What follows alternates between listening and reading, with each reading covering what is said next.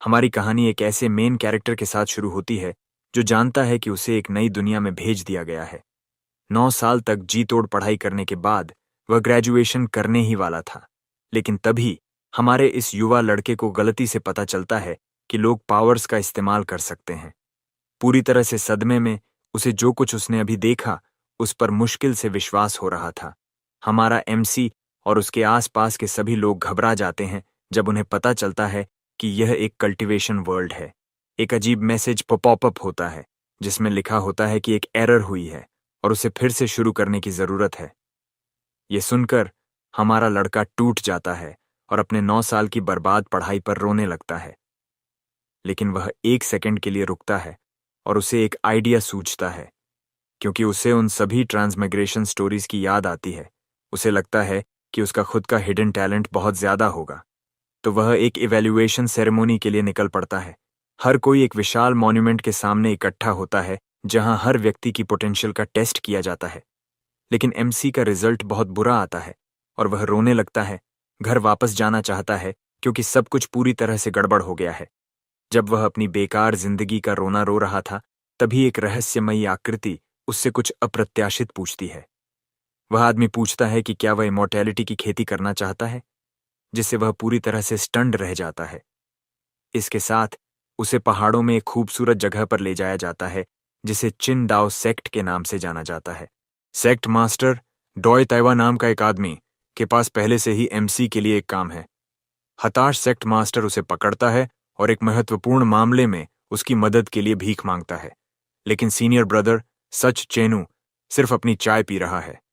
स्थिति के बारे में बहुत चिंतित न होते हुए मास्टर बताते हैं कि उन्हें 1 साल के भीतर 8 डिसाइपल्स की जरूरत है, नहीं तो उनका सेक्ट भंग कर दिया जाएगा। ये सुनकर सच चेनू कहता है कि उन्हें समस्या को हल करने के लिए बस एक और व्यक्ति की जरूरत है।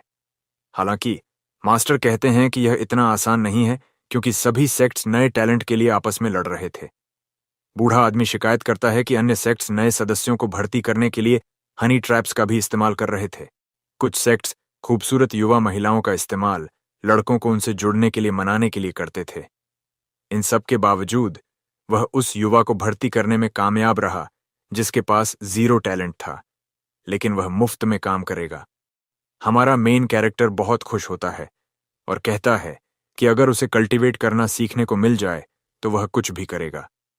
मास्टर तब चिंतित हो जाते हैं कि जब बच्चे को सच्चाई का पता चलेगा तो वह भाग जाएगा, इसलिए वह एक योजना बनाता है।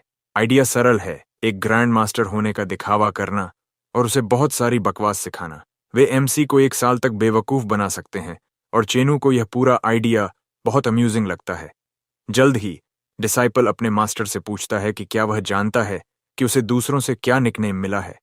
इंटिमिडेटिंग ग्लेयर वह खुद को एक ऐसे डिसाइपल के रूप में बताता है जिसमें बिल्कुल भी टैलेंट नहीं है, लेकिन फिर वह एक अविश्वसनीय शक्ति का प्रदर्शन करता है जिससे पता चलता है कि वह वास्तव में सुपर स्ट्रांग है। सच चेनू कहता है कि जब एक्टिंग की बात आती है तो वह पूरे क्षेत्र में सबसे अच्छा है। फिर वह खुद की तारीफ करते हुए एक ड्रामेटिक पोज बनाता है, जबकि उसका मास्टर उसके भारी ईगो के बारे में सोचता रहता है। बूढ़ा आदमी कहता है कि उसे बस न्यूबी को 1 साल तक रुकने से रोकना है और सब कुछ ठीक हो जाएगा। लेकिन मास्टर के आश्चर्य के लिए सीनियर डिसाइपल बहुत विश्वास के साथ इस अनुरोध को साफ साफ मना कर देता है। वह बताता है कि 1 साल के लिए बच्चे को बेवकूफ बनाना उसके टैलेंट्स के लिए बहुत छोटा लक्ष्य है। अपनी छाती फुलाकर वह वादा करता है कि वह एमसी को सेक्ट में रहना चाहेगा, यहां तक कि अपने अगले जन्म में भी। उसका मास्टर उसके आत्मविश्वास से प्रभावित होता है और इतने महान एक्टर होने के लिए उसकी प्रशंसा करता है। चेनू इतना कॉकी हो जाता है कि वह कसम खाता है कि अगर वह इस मिशन में विफल हो गया तो वह पूरी तलवार टिपिंग सॉस सहित खा जाएगा। अपनी बातचीत के बाद वह अलविदा कहता है और बताता है कि वह बच्चे का बैक माउंटेन पर इंतजार करेगा। चेनू वापस जाने के लिए अपने मास्टर की मदद लेने से मना कर देता है और केवल सुपीरियॉरिटी के साथ चला जाता है। वह दावा करता है कि वह अब वैसा डिसाइपल नहीं है जिसे इधर उधर जाने के लिए मदद की जरूरत थी। वह युवा एक बहुत ही विशिष्ट हैंड जेस्चर बनाता है जो सभी का ध्यान खींचता है।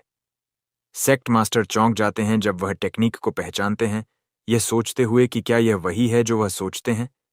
एक गंभीर नज़र के साथ चेनू एक प्रॉस्पेरस इरा की बात करता है, जैसा कि उसके मास्टर ने हमेशा चाहा था, और उसके तुरंत बाद वह केवल अपनी उंगलियों से एक शक्तिशाली सोर्ड स्किल का उपयोग करता है।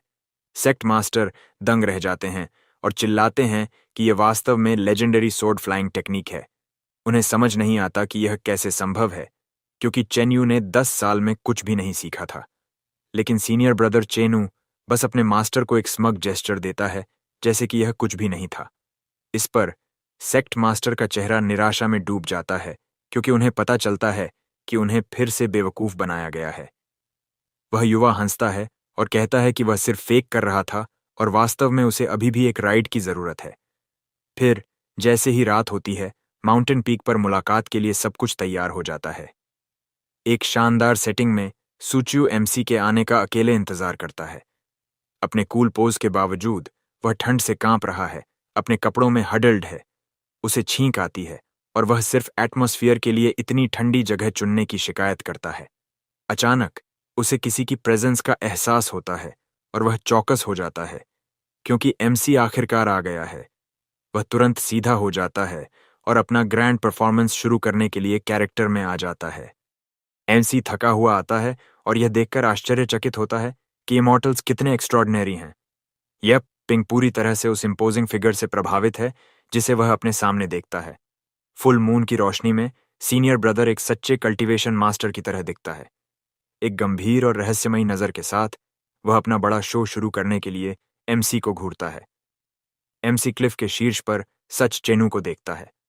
अचानक सीनियर ब्रदर अपनी तलवार के चारों ओर ब्लू लाइटनिंग बुलाता है, जो एक गॉड की तरह दिखता है। पूरी तरह से शॉक्ड होकर येप्पिंग सोचता है कि क्या वह जो देख रहा है वह एक सच्चा सोर्ड इमॉर्टल है। लेकिन फिर हमारे एमसी को पूरी स्थिति के बारे में एक अजीब सी फीलिंग होने लगती है। वह खुद से पूछता है कि एक ऐसा सेक्ट जिसने उसके जैसे किसी साधारण व्यक्ति को लिया हो, उसमें इतना अविश्वसनीय डिसाइपल कैसे हो सकता है। उसी पल उसके दिमाग में एक आइडिया आता है, जिससे वह संभावना से पूरी तरह से उड़ जाता है। हमारा युवा लड़का कल्पना करता है कि सेक्ट वास्तव में सुपर पावरफुल मास्टर्स का एक सीक्रेट ग्रुप है। इससे वह उत्साहित हो जाता है, यह सोचकर कि वहां कोई भी उसे अविश्वसनीय रूप से स्ट्रांग बना सकता है। फिर हमारा लड़का याद करने लगता है जब वह उसी दिन पहले सेक्ट में शामिल हुआ था। उसे याद आता है कि पूरी जगह टूटी फूटी लग रही थी। यह इतना पुराना और अबैंडन्ड था। उसने उस समय इस पर ज्यादा ध्यान नहीं दिया, लेकिन अब उसे लगता है कि रन डाउन लुक थोड़ा ओवर द टॉप था। हालांकि खंडहर में भी जगह बेदाग साफ थी, जो उसे बहुत दिलचस्प लगी। फिर वह टुकड़ों को एक साथ जोड़ता है और महसूस करता है कि यह सब अपनी असली शक्ति को छिपाने के लिए एक डिस्गाइज था। वह चकित हो जाता है और घोषणा करता है कि 30 लाख इमॉर्टल्स भी उसके सीनियर ब्रदर की तुलना नहीं कर सकते। यह सुनकर चिंगू मुस्कुराता है और कहता है कि उसे एमसी का स्टाइल पसंद है और वह उसे अपने पंखों के नीचे ले लेता है। चिनू को कॉम्प्लीमेंट पसंद आता है और फेवर वापस करने के लिए वह एक छोटा सा डेमोन्स्ट्रेशन करने का फैसला करता है। फिर वह कहता है कि वह हमारे युवा को अपनी पावर्स को सुधारने का एक शानदार अवसर देने जा रहा है। वह एमसी की ओर एक शक्तिशाली एनर्जी ब्लास्ट छोड़ता है। ये पिंग ब्लो की ताकत से पीछे की ओर गिर जाता है। दृश्य से पूरी तरह से चकित होकर चेनू बताता है कि ब्रीज एक सीक्रेट आर्ट है जो किसी की कल्टीवेशन टैलेंट को बहुत बढ़ाता है। हमारा युवा शॉक में है, क्योंकि किसी भी ऑर्डिनरी सेक्ट के पास इतनी शक्तिशाली टेक्निक नहीं होगी। पिंग झुकता है, जबकि सीनियर ब्रदर बस अपनी बांह में दर्द छिपाता है। लेकिन अपने दिमाग में वह हंस रहा है, क्योंकि यह सिर्फ एक रेगुलर गस्ट ऑफ विंड थी और कुछ नहीं। इसके तुरंत बाद वह कहता है कि उसे तलवार सिखाने से पहले वह हमारे युवा से एक सवाल पूछने जा रहा है। एमसी उत्साहित हो जाता है, क्योंकि उसने कहानियों में ऐसा देखा है जहां मास्टर पहले अप्रेंटिस का टेस्ट करते हैं। एक सुपीरियर हेयर के साथ ढोंगी मास्टर उससे पूछता है कि वह सोर्ड्समैनशिप का पिनेकल क्या सोचता है। चेनू मन ही मन खुश होता है, यह कहने की योजना बनाता है कि वह जो भी जवाब देगा वह वैसे भी गलत होगा। यंग विचारशील हो जाता है और तलवार के पिनेकल के बारे में सवाल को बहुत गंभीरता से लेता है। हमारा युवा सोचता है कि सवाल अविश्वसनीय है और उनकी वर्तमान स्थिति के लिए बिल्कुल उपयुक्त है। उसे यकीन है कि वह एक मास्टर की प्रेजेंस में है और वह सोचता है कि इतने गहरे सवाल का जवाब कैसे दिया जाए। फिर वह सोचता है कि जवाब सिंपल नहीं हो सकता, इसीलिए वह बहुत सावधान रहने का फैसला करता है। पूरे 1 घंटे के बाद एमसी अभी भी सोच रहा है, जिससे उसका सीनियर ब्रदर बहुत परेशान हो जाता है। मन ही मन चेंगू शिकायत करता है कि वह इस जगह पर न्यूबी का इंतजार करते करते जम जाएगा। वह आखिरकार जवाब देता है कि तलवार का पिनिकल घास का एक सिंगल ब्लेड है जो सूरज और चंद्रमा को काट सकता है। यह सुनकर सुचेनु बच्चे के अविश्वसनीय रूप से ओवर द टॉप जवाब से पूरी तरह से चकित रह जाता है। उसके दिमाग में घास का एक सिंपल ब्लेड कुछ बेहद शक्तिशाली बन जाता है। हमारा युवा घास के एक सिंगल ब्लेड की कल्पना करता है जिसमें आसमान और सितारों को काटने की शक्ति है। यह चेनू को हैरान कर देता है क्योंकि वह भी इतनी प्रभावशाली लाइन नहीं सोच सकता था। वह बहुत आगे निकल गया। यिपिंग पूछता है कि क्या उसका जवाब किसी भी तरह से ऑफेंसिव था, लेकिन अंदर ही अंदर सीनियर ब्रदर को लाइन पसंद आती है और वह भविष्य में खुद इसका इस्तेमाल करने का फैसला करता है। इसलिए वह एक मास्टर की तरह काम करता है और कहता है कि एमसी अभी के लिए थोड़ा बहुत ऊंचा लक्ष्य बना रहा है। मदद करने के लिए चेंगू अपनी तलवार निकालता है और कहता है कि वह हमारे युवा के लिए कुछ करने जा रहा है। फिर एक तेज गति के साथ वह अपने सामने जमीन पर एक एनर्जी मार्क बनाता है। वह कहता है कि उसने वहां एक सोर्ड मार्क छोड़ा है ताकि एमसी टेक्निक का अध्ययन कर सके।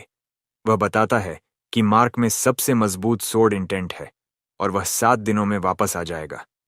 इसके साथ हमारा एमसी बहुत खुश हो जाता है। अब उसे यकीन है कि वह मास्टर्स के सेक्ट में शामिल हो गया है। एक खुशहाल चेंगू दौड़ता हुआ जाता है, ये कहते हुए कि उसे शो जारी रखने के लिए दूसरों को ढूंढना होगा। जल्द ही उसे एक लड़की बैम्बू फॉरेस्ट के बीच में एक चट्टान पर बैठी हुई मिलती है। वह युवा महिला तब उससे पूछती है कि उसने नए जूनियर ब्रदर के टैलेंट के बारे में क्या सोचा। वह घूमती है, अपनी खूबसूरत फीचर्स को प्रकट करती है क्योंकि वह अपने सीनियर ब्रदर के जवाब का इंतजार करती है, लेकिन वह जासूसी करने के लिए उसे डांटता है और वह दावा करती है कि वह सिर्फ स्थिति के बारे में क्यूरियस थी। उसी पल चेनू को अपनी नई एक्टिंग स्किल्स को अपनी जूनियर सिस्टर पर टेस्ट करने का आइडिया आता है। फिर वह विषय बदलता है और लड़की को इस बारे में भ्रमित कर देता है कि क्या हो रहा है। एक ग्रैंड मास्टर के अंदाज के साथ वह उससे पूछता है कि क्या वह सोर्ड्समैनशिप का पिनिकल जानती है। वह हैरान है और पूछती है कि वह अचानक ये क्यों उठा रहा है। फिर वह घोषणा करता है कि तलवार का पिनिकल घास के एक ब्लेड का उपयोग करके सूरज और चंद्रमा को काटना है। वह युवा महिला उसके शब्दों से प्रभावित होती है और उसकी आंखें प्रशंसा के साथ चमकती हैं। वह उसकी एक्टिंग स्किल्स की तारीफ करती है और चेनू एक प्राउड पोज बनाता है। मजेदार पल के बाद वह फिर से गंभीर हो जाता है और कहता है कि अब उसे उसके सवाल का जवाब देना होगा। वह जानना चाहता है कि न्यूबी को सोर्ड इंटेंट को समझने में कितना समय लगेगा। वह स्वीकार करता है कि वह खुद भी इस तथाकथित सोर्ड इंटेंट को नहीं समझता है और उसकी बहन कहती है कि वह भी नहीं समझती है। लड़की पूरी तरह से भ्रमित हो जाती है और विश्वास नहीं कर पाती कि उसने अभी अभी क्या सुना। लगभग 2 घंटे बाद भी हमारा नायक क्लिफ पर ध्यानमग्न बैठा है। पूरी गंभीरता से वह जमीन पर बने उस निशान के सामने बैठकर उसका अध्ययन कर रहा है, लेकिन एमसी को लगता है कि यह सिर्फ एक दरार है और उसे अपने मास्टर पर शक होने लगता है। फिर वह अपने आप को ऐसे बेवकूफ़ी भरे विचारों के लिए डांटता है, अपने सीनियर ब्रदर के मास्टर होने के सभी सबूत याद करता है। यकीन होने पर वह तय करता है कि उसने काफ़ी मेहनत नहीं की है और उस निशान के और करीब जाता है। उसकी आंखें चमक रही हैं, वह बहुत फोकस्ड हो जाता है, यह सोचकर कि इस बार वह इसे समझ ही जाएगा। तो हमारा जवान लड़का उस जमीन की दरार के पीछे का सीक्रेट समझने की कोशिश करता रहता है। अचानक नायक की आंखों में एक रहस्यमयी आकृति का प्रतिबिंब दिखाई देता है। उसके दिमाग में एक शक्तिशाली सोर्ड्समैन उभरता है जिसके चारों ओर नीली ऊर्जा का ऑरा है। वह आकृति एक लंबी तलवार पकड़े हुए है जो अविश्वसनीय शक्ति के साथ तेजी से चमक रही है। और ठीक उसके बाद वह योद्धा एमसी के लिए अपनी सोर्ड टेक्निक्स का प्रदर्शन करना शुरू कर देता है। उसके मूवमेंट्स तेज और शक्ति से भरे हुए हैं जिससे नायक बहुत प्रभावित हो जाता है।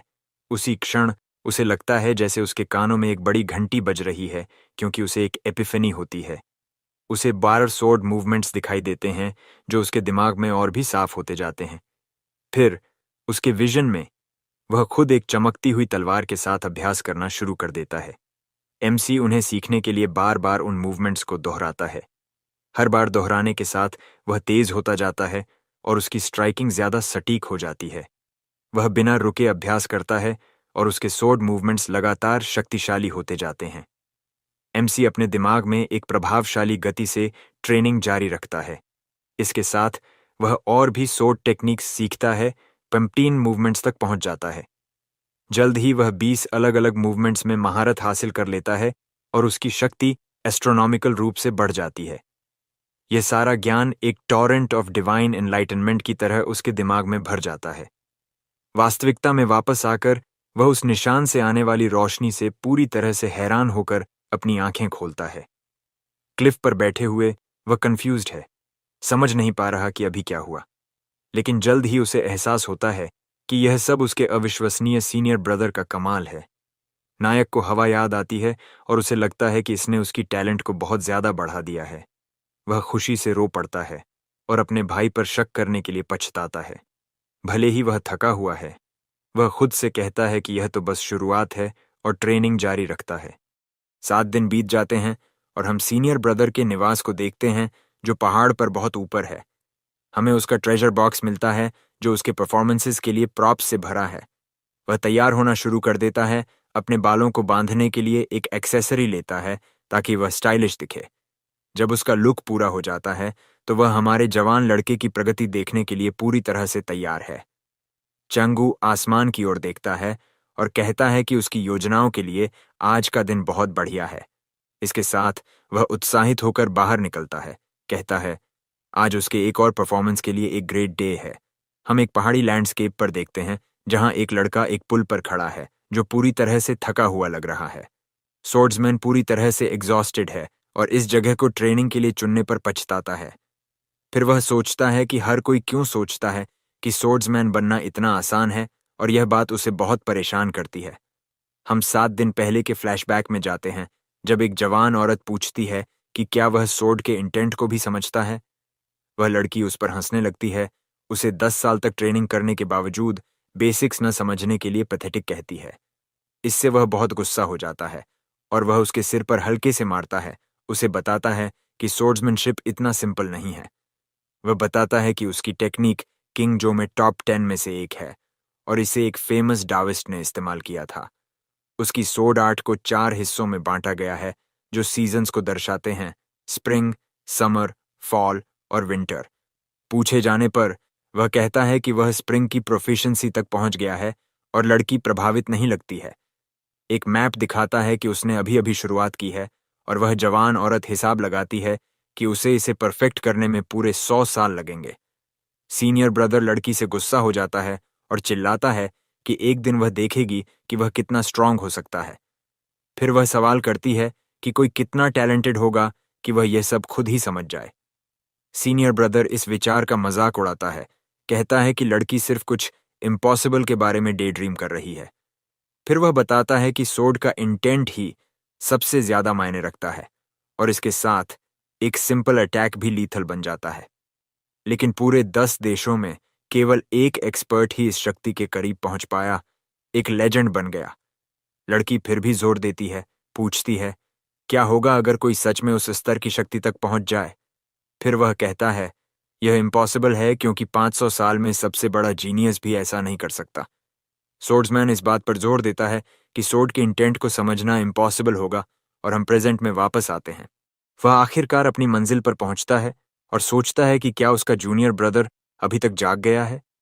एक तरफ देखते हुए वह आदमी नायक को जमीन पर पाता है जो पूरी तरह से व्रेक्ट लग रहा है।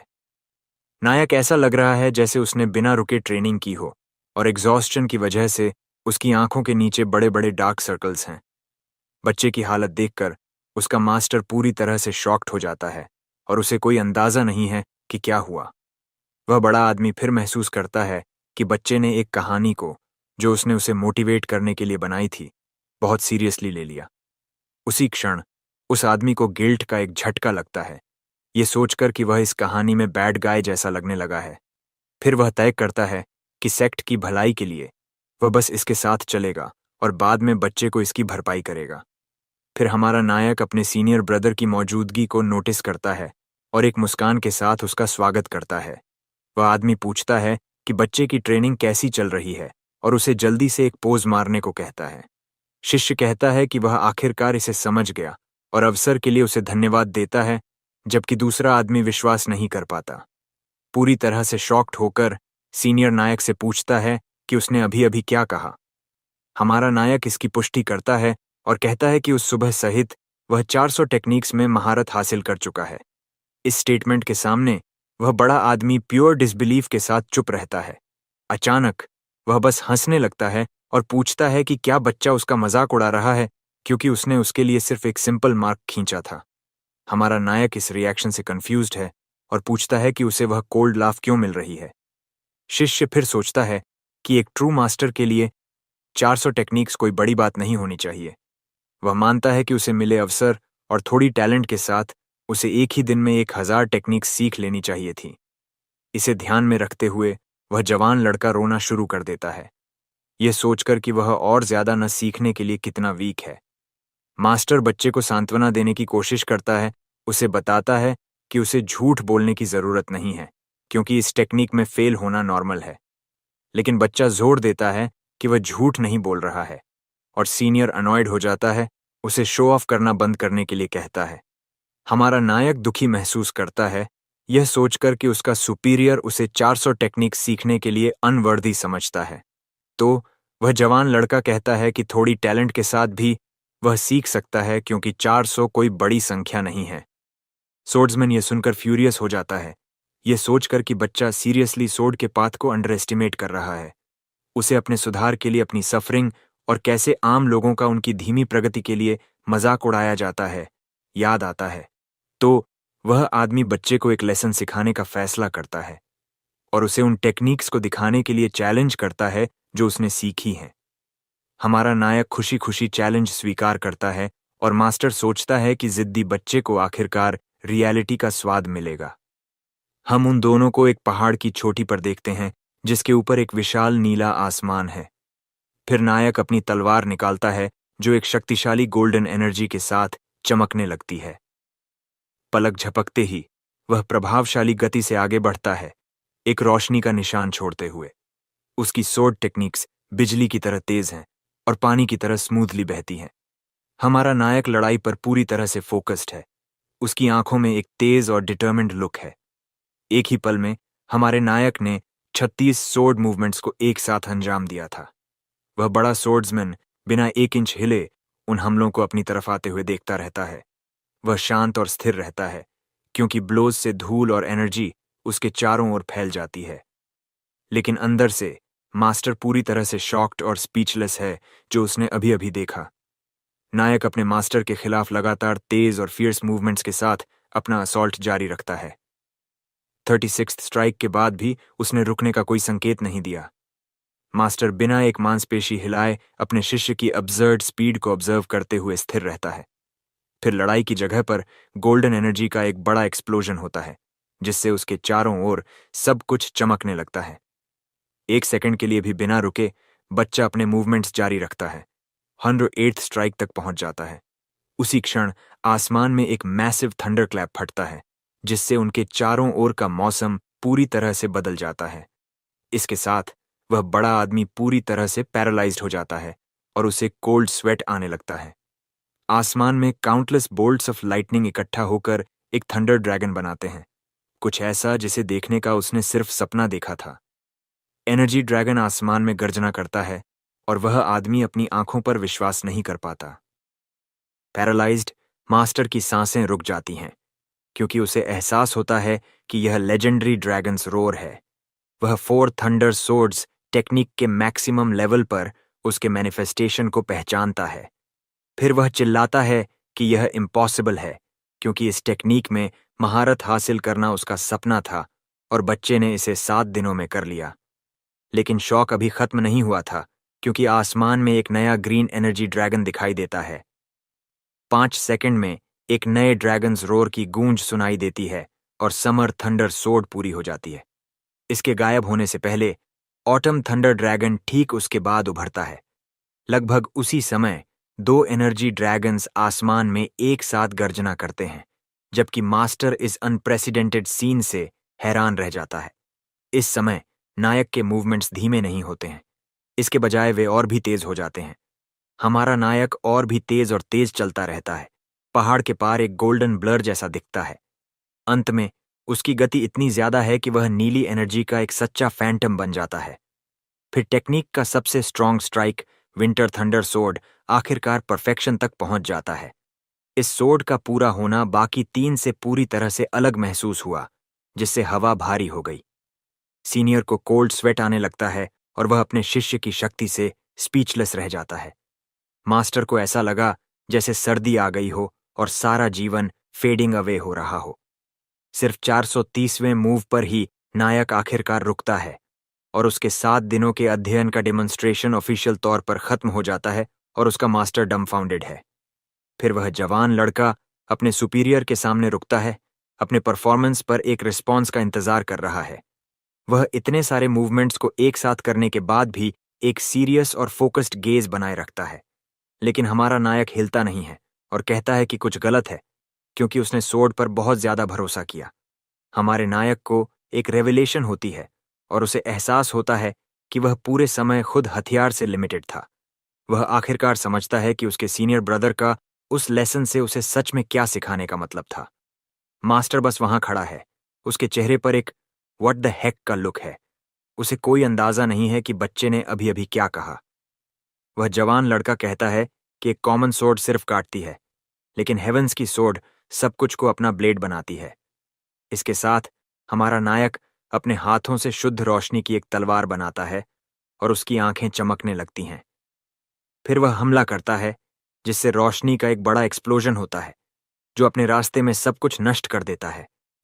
वह बड़ा आदमी शॉक्ड है और सोचता है कि क्या वह सपना देख रहा है, क्योंकि हमारे नायक को कहीं से भी एक और एपिफनी हुई थी। वह सोचता है कि अगर विंटर सोर्ड डिमाइज और डिस्ट्रक्शन का पर्सोनिफिकेशन था, तो इस पल का ऑरा बिल्कुल विपरीत था। रीबर्थ और नए जीवन से भरा, वाइटैलिटी एंडलेसली बहती है, एक विशाल ट्री ऑफ लाइफ बनाती है। हमारा नायक अपने द्वारा बनाई गई एनर्जी सोर्ड को घूरता है और उस पल में ऐसा लगा जैसे पूरी दुनिया एक सिंगल कैजुअल मूव के साथ वह ब्लेड 10,000 सैनिकों की एक आर्मी को काट सकती थी। मास्टर इस सीन से पूरी तरह से हैरान है और जो वह देख रहा है उस पर विश्वास नहीं कर पा रहा है। फिर वह पैनिक करता है और शॉक में चिल्लाता है, क्योंकि उसे एहसास होता है कि यह लेजेंडरी सोर्ड इंटेंट था। जब सीनियर फ्रीक आउट कर रहा था, वह जवान लड़का बस एक कमांड के साथ उस सारी गोल्डन एनर्जी को खत्म कर देता है। लेकिन हमारा नायक डिसअपॉइंटेड है और कहता है कि वह अब उस शक्ति का एहसास नहीं कर पा रहा है। वह इतना महान शक्ति रखने पर भी दुखी होता है, लेकिन कहता है कि उसकी टैलेंट हॉरिबल है, क्योंकि यह ज्यादा देर तक नहीं रही। हॉरिबल टैलेंट शब्द सुनकर वह बड़ा सोर्ड्समैन पूरी तरह से स्टन्ड होकर जम जाता है। फिर उसे याद आता है कि जब वह बच्चा था, उसने एक सोर्ड सॉवरेन को देखा और इस रास्ते को चुना। वह सोचता है कि जवान लड़के ने इन्फिनिट सोर्ड इंटेंट को जगाया, जो उसे देश का सबसे महान जीनियस बनाता है। नायक फिर अपने सुपीरियर से अपोलोजाइजेस करता है, कहता है कि वह जानता है कि उसके मूवमेंट्स बहुत एवरेज हैं। अपने दिमाग में मास्टर फ्रीक आउट कर रहा है, सोच रहा है कि वह बच्चे के मुकाबले कुछ भी नहीं है, लेकिन उसे एक्ट बनाए रखना होगा। अपने कंपोजर को बनाए रखने के लिए बहुत मेहनत के साथ वह सहमत होता है कि डिसाइपल के मूवमेंट्स काफी ऑर्डिनरी थे। वह सोचता है कि अगर बच्चा ऑर्डिनरी है तो वह क्या है। अपने सिर में विचारों के बवंडर के साथ भी सीनियर एक सीरियस और काल्म एक्सप्रेशन बनाए रखता है। अचानक मास्टर को एक चट्टान पर कुछ चमकता हुआ दिखाई देता है और पूछता है कि वह क्या है। हमारा नायक उसे एक नोटबुक देते हुए कहता है कि यह उसकी ट्रेनिंग के नोट्स हैं और सीनियर इसे देखने के लिए कहता है। एक सीरियस एक्सप्रेशन के साथ सोर्ड्समैन अपने डिसाइपल की नोटबुक को पलटने लगता है। किताब के अंदर उन सोर्ड मूवमेंट्स के बारे में प्रोफाउंड प्रिंसिपल्स लिखे हुए थे जो उसने सीखे थे। शब्दों को पढ़ना पहली बार आसमान को देखने जैसा था। उसने हर शब्द को पहचाना, लेकिन एक साथ मिलकर उन्होंने एक कॉन्सेप्ट बनाया जो गैलेक्सी जितना विशाल था। शॉक्ड होकर वह पूछता है कि क्या बच्चे ने यह लिखा है, और जवान लड़का कहता है कि यह सिर्फ एक एरोगेंट गेस था। लेकिन अंदर से मास्टर अपना दिमाग खो रहा है, क्योंकि वह कुछ भी नहीं समझता है और सोचता है कि हमारे नायक ने यह सब कहीं से भी कैसे समझ लिया। वह सोचता है कि उसने 1 दशक तक ट्रेनिंग की और एक टेक्निक की, सिर्फ सतह को ही खरोंच पाया, जिसमें बच्चे ने 7 दिनों में महारत हासिल कर ली। स्थिति को और भी खराब करने के लिए जवान लड़के ने इन्फिनिट सोर्ड इंटेंट भी हासिल कर लिया, जिससे वह पूरी तरह से गार्बेज जैसा महसूस करता है।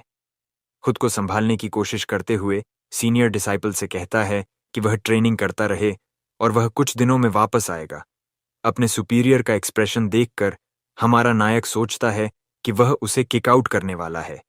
डेस्परेट, नायक अपने मास्टर को पकड़ लेता है और उसे छोड़ न देने की भीख मांगता है, क्योंकि उसे आखिरकार कहीं स्वीकार कर लिया गया था। उसे याद आता है कि आधे साल तक किसी ने उसे नहीं लिया, क्योंकि उसके पास स्पिरिचुअल रूट नहीं था। नायक फिर सोचता है कि यह इम्पॉसिबल है कि उसने आसमान को देखकर यह सब सीखा। इसके साथ हमारा नायक इस चांस को न खोने के लिए डिटर्मिन्ड हो जाता है, ये मानते हुए कि सेक्ट में हर कोई मास्टर है। इस बीच सेक्ट मास्टर के निवास पर जगह काफी शांतिपूर्ण और एकांत लगती है। वहां सेक्ट लीडर आराम कर रहे हैं, चाय पी रहे हैं और अपने बगीचे में लगे फूलों की प्रशंसा कर रहे हैं। लेकिन अचानक कोई भागता हुआ आता है और निराशा में चिल्लाता है कि कुछ भयानक हुआ है। वह नया आने वाला हमारे नायक का मास्टर है और सेक्ट लीडर उससे पूछते हैं कि वह इतना परेशान क्यों है। तलवारबाज तब कहता है कि उसके सुपीरियर का सपना सच हो सकता है, क्योंकि सेक्ट एक ड्रैगन पैदा करने वाला है।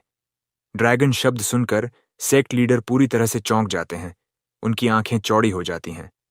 सेक्ट मास्टर भ्रमित हो जाते हैं और अपने सबॉर्डिनेट से पूछते हैं कि ड्रैगन से उसका क्या मतलब था। वह बताते हैं कि नए शिष्य ने, जिसने शुरू से शुरुआत की थी, ने पहले ही 7 दिनों में पूरी सोर्ड टेक्निक में महारत हासिल कर ली है। एल्डर कहते हैं कि यह कोई मजाक नहीं है, लेकिन उनका शिष्य सबूत के तौर पर आकाश में हो रहे फिनोमिनन की ओर इशारा करता है।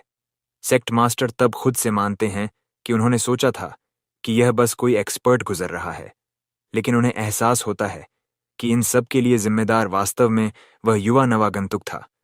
इस रहस्योद्घाटन के साथ सेक्ट लीडर रोने लगते हैं और चिल्लाते हैं कि आखिरकार उनके पास एक जीनियस है। इस पर तलवारबाज अपने सुपीरियर को शांत करने की कोशिश करता है, जो पूरी तरह से आपा खो रहे हैं। फिर एल्डर खुद को शांत करने के लिए अपने सिर पर पानी डालते हैं। एक पुरानी प्रोफेसी को याद करते हुए उनका सबॉर्डिनेट पूछता है कि क्या वे हमारे नायक को रोक तो नहीं रहे हैं, लेकिन लीडर कहते हैं कि दूसरे सेक्ट्स ने उसे पहले ही रिजेक्ट कर दिया था। वह आगे कहते हैं कि कल्टीवेशन डेस्टिनी के बारे में है और बड़े सेक्ट्स बहुत खतरनाक होते हैं। मास्टर कहते हैं कि जब सेक्ट बढ़ेगा तो वह उसे सच्चाई बताएंगे और वह युवक अपना रास्ता खुद चुन सकता है।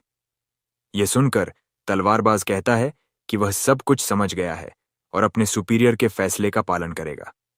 अगले दिन सेक्ट लीडर चिल कर रहे हैं, अपनी दोपहर की छुट्टी का आनंद ले रहे हैं, लेकिन अचानक उनके शांति के पल को एक शिष्य बुरी खबर के साथ बाधित करता है। तलवारबाज फिर से आता है और निराशा में चिल्लाता है कि कुछ बहुत बड़ा हुआ है। सेक्ट लीडर एक बहुत ही अजीब चेहरा बनाते हैं।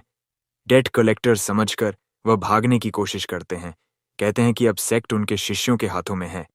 मास्टर भागना बंद कर देते हैं और भ्रमित हो जाते हैं, सोचकर कि क्या यह कुछ और है। फिर वह गुस्सा हो जाते हैं और अपने सबॉर्डिनेट को घबराने और लगभग उन्हें दिल का दौरा देने के लिए थप्पड़ मारते हैं। भ्रम के बाद दृश्य एक पहाड़ के ऊपर सेक्ट के एक खूबसूरत दृश्य में बदल जाता है। अब शांत होकर सुपीरियर पूछता है कि क्या समस्या है और तलवारबाज उसे पढ़ने के लिए एक कागज देता है। दस्तावेज में कहा गया है कि एडमिनिस्ट्रेशन ऑफिस सभी अनरैंक्ड सेक्ट्स की जांच करेगा। अपनी वैधता साबित करने के लिए उन्हें 2 महीनों में 10 स्पिरिट स्टोन्स देने होंगे या उन्हें बंद कर दिया जाएगा। पूरी तरह से फ्यूरियस सेक्ट लीडर मेज को फेंक देते हैं और चिल्लाते हैं कि वह एम्परर से अपील करेंगे। यह बताया गया है कि एक स्पिरिट स्टोन की कीमत 10 टेल्स ऑफ गोल्ड है, जिसका मतलब है कि उन्हें उन सभी को खरीदने के लिए मूल रूप से 1 साल तक भूखा रहना पड़ेगा। तलवारबाज अपने मास्टर को शांत करने की कोशिश करता है और पूछता है कि सेक्ट के पास वर्तमान में कितने स्पिरिट स्टोन्स हैं। बहुत शर्म की बात है। एल्डर अपने हाथों को ऊपर उठाते हैं, संख्या 7 दिखाते हैं। उनका शिष्य सोचता है कि उसका मतलब 70 स्टोन्स है, लेकिन लीडर कहते हैं कि यह असंभव है। फिर वह युवक सोचता है कि क्या उसका मतलब 70 गोल्ड कॉइन्स है, लेकिन उनके सुपीरियर फिर से इनकार करते हैं। हताश होकर वह पूछता है कि क्या ये सिल्वर कॉइन्स हैं, लेकिन मास्टर, जो अब फर्श पर हैं, बताते हैं कि यह 70 कॉपर कॉइन्स हैं। जवाब सुनकर उनका शिष्य पूरी तरह से घबरा जाता है और शुद्ध निराशा में चिल्लाता है। वह विश्वास नहीं कर सकता कि वे इतने गरीब हैं, लेकिन उनके सुपीरियर इसकी पुष्टि करते हैं कि यह सच है। लीडर फिर समझाना शुरू करते हैं कि सेक्ट के पास मूल रूप से कुछ सेविंग्स थीं, लेकिन उन्होंने एक नए कल्टीवेशन फंड के बारे में सुना और सोचा कि सिल्वर एक वेस्ट है। बूढ़े आदमी के अनुसार ये एक high yield monthly return investment थी, एक क्लासिक गेट रिच स्कीम जिस पर हर कोई जंप कर रहा था, सिवाय इसके कि उन्हें यह एहसास नहीं था कि स्कैमर्स उनके पैसे के पीछे थे और सब कुछ लेकर भाग गए। रोते हुए सेक्ट लीडर स्वीकार करते हैं कि उन्हें धोखा दिया गया था और अपने सबॉर्डिनेट से एक हग मांगते हैं। पूरी तरह से डेवस्टेटेड सीनियर ब्रदर सोचता है कि वे खत्म हो गए हैं और शायद उन्हें बस अपने रास्ते अलग कर लेने चाहिए। सेक्ट इस बार पूरी तरह से खत्म हो गया था, लेकिन मास्टर खुद को संभालते हैं और कहते हैं कि वह सेक्ट को विफल नहीं होने दे सकते, क्योंकि अब उनके पास एक जीनियस है। अचानक एक विशाल नीले बोल्ट ऑफ लाइटनिंग ने आकाश को काट दिया। जहां वे थे उसके बहुत करीब। सेक्ट लीडर चौंक जाते हैं और उस इमेंस पावर की दिशा में देखते हैं। तलवारबाज तब पहचानता है कि यह उसके नए जूनियर ब्रदर के निवास से आया था। वह युवक सोचता है कि आकाश में वह क्या था अगर नए न्यूबी ने फिर से एडवांस किया है, लेकिन एसईएम कहते हैं कि यह असंभव है, क्योंकि जीनियसेस भी इतनी तेजी से कल्टीवेट नहीं करते हैं। फिर लीडर कहते हैं कि वह कुछ स्टोन्स लेने के लिए पहाड़ से नीचे जा रहे हैं और अपने शिष्य से हमारे नायक की देखभाल करने के लिए कहते हैं। 7 दिन बाद प्रोटैगनिस्ट अभी भी क्लिफ पर ट्रेनिंग कर रहा है। वहां प्रोटैगनिस्ट को अपनी नई सोर्ड के साथ गहनता से ट्रेन करते हुए देखा जाता है। वह कई परफेक्ट मूवमेंट्स को निष्पादित करते हुए अविश्वसनीय स्किल का प्रदर्शन करता है। दूरी से उसका सीनियर ब्रदर प्रोटैगनिस्ट की ट्रेनिंग को देखता है। वह किड की प्रगति से चौंक जाता है और मानता है कि फिनोमिनन वास्तविक था। तलवारबाज तब सोचता है कि उस तरह की टैलेंट को देखने का दबाव बस बहुत अधिक है।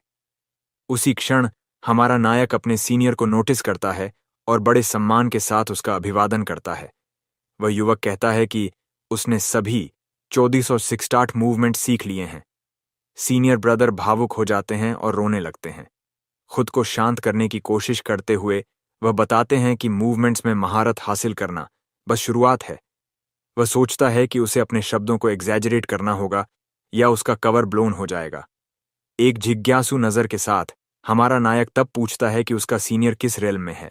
तलवारबाज तब सवाल का जवाब देने के लिए एक इम्पोजिंग पोज बनाता है। वह बनाता है कि वह supreme path of the sword के पहले लेवल पर है। स्पार्कलिंग आइज के साथ हमारा नायक प्रभावित होता है और उसे एक हिडन मास्टर कहता है। सीनियर झूठ बोलना जारी रखता है, कहता है कि यह लेवल पहले से ही उसे 10 नेशंस में नंबर 1 बनाता है। न्यूबी तब चौंक जाता है, क्योंकि उसे एहसास होता है कि उसका सीनियर उन सब में सबसे मजबूत है। हमारा नायक चिल्लाता है कि उसे ड्रैगन बनना ही होगा और उसने अपने जीवन में इसकी कभी कल्पना नहीं की थी। वह अपने भाई से कैचअप करने के लिए ट्रेन करने का वादा करता है और सीनियर को उसकी दयालुता पर बुरा लगता है। प्रोटैगनिस्ट सोचता है कि यह सब एक सपने जैसा लगता है, क्योंकि कुछ ही दिन पहले वह एक साधारण आदमी था। प्रोटैगनिस्ट खूबसूरत सनसेट को घूरता है। इस बीच उसका सीनियर उसे एक बहुत ही विचारशील लुक के साथ देखता है। वह पूछता है कि क्या वह किड पहले एक स्कॉलर था, और न्यूबी कहता है कि उसे पढ़ना और पेंट करना पसंद था। एक मुस्कान के साथ सीनियर एक पेंटिंग में मदद मांगता है। भविष्य के बारे में सोचते हुए वह कल्पना करता है कि वह ऑल टाइम के भविष्य के सबसे महान स्वॉर्ड्समैन से एक पेंटिंग होने के बारे में ब्रैग कर पाएगा।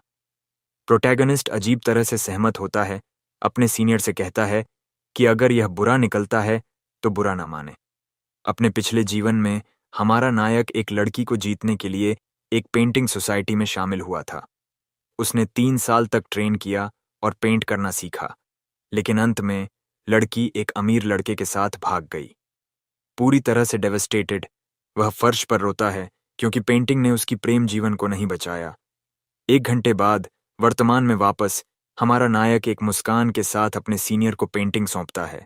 सीनियर सोचता है कि जब वह गंभीर होता है तो किड काफी हैंडसम लगता है। प्रोटैगनिस्ट को तब पूरी तरह से केंद्रित देखा जाता है, क्योंकि वह अपनी कला के लिए खुद को समर्पित करता है। फिर वह स्क्रोल सौंपता है और अपने सीनियर से पूछता है कि अगर यह अच्छा नहीं निकला तो बुरा न माने। उसका सीनियर ब्रदर उसे चिंता न करने के लिए कहता है और देखने के लिए पेंटिंग को अनरोल करना शुरू करता है। लेकिन पेंटिंग को देखकर उसकी आंखें जो खींचा गया है उस पर शुद्ध सदमे के साथ चौड़ी हो जाती हैं। स्क्रोल पर एक लुभावनी पेंटिंग का खुलासा होता है जिसमें सीनियर ब्रदर हिमसेल्फ को दिखाया गया है। वह आर्टवर्क पर सदमे में है जो पूरे आकाश को ढंकने वाले डस्क की चमक को दर्शाती है। केंजिन माउंटेन रेंज फूलों और पेड़ों के साथ एक सच्चा पैराडाइस लगता है। उसी क्षण वह नोटिस करता है कि पेंटिंग का रियलिज्म इसके डिटेल्स में प्रभावशाली है, लेकिन जो ड्राइंग में सबसे ज्यादा स्टैंड आउट करता है वह काम के केंद्र में खुद की आकृति है। बस एक साइड प्रोफाइल के साथ पेंटिंग एक सोर्ड इमॉर्टल की शक्तिशाली ऑरा को पकड़ती है। ड्राइंग इतनी विविड है, ऐसा लगता है कि चरित्र फ्रेम से बाहर कूदने वाला है। वह पेंटिंग की हीप्स प्रशंसा करता है, कहता है कि इसका एकमात्र दोष यह है कि यह उसकी पूरी रेडिएंट ब्यूटी को कैप्चर नहीं कर सकता है। इस पर हमारा नायक कॉम्प्लीमेंट के लिए उसे धन्यवाद देता है और कहता है कि यह उसके मार्गदर्शन के लिए एक गिफ्ट है। लेकिन काम को फिर से देखकर तलवारबाज कुछ नोटिस करता है जो उसने पहले नहीं देखा था। वह स्क्रोल के निचले कोने में एक छोटा लाल सिग्नेचर देखता है। सिग्नेचर पर किंग एंड हर्मिट लिखा है और वह किड को खुद को एक कूल निकनेम देने के लिए टीज करता है। अचानक एक शक्तिशाली आवाज चंगू को बुलाती है, जो प्रोटैगनिस्ट का सीनियर ब्रदर है। तलवारबाज आवाज को पहचानता है और कहता है कि यह सेक्ट मास्टर से एक ट्रांसमिशन है। वह तब पेंटिंग को पकड़ता है और सोचता है कि उसके लीडर का सोल्यूशन क्या हो सकता है।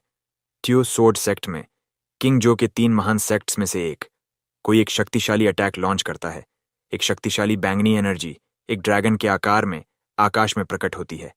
हम तब सोर्ड कॉम्प्रिहेंशन क्लिफ देखते हैं जहां एक मार्क गहनता से चमकता है।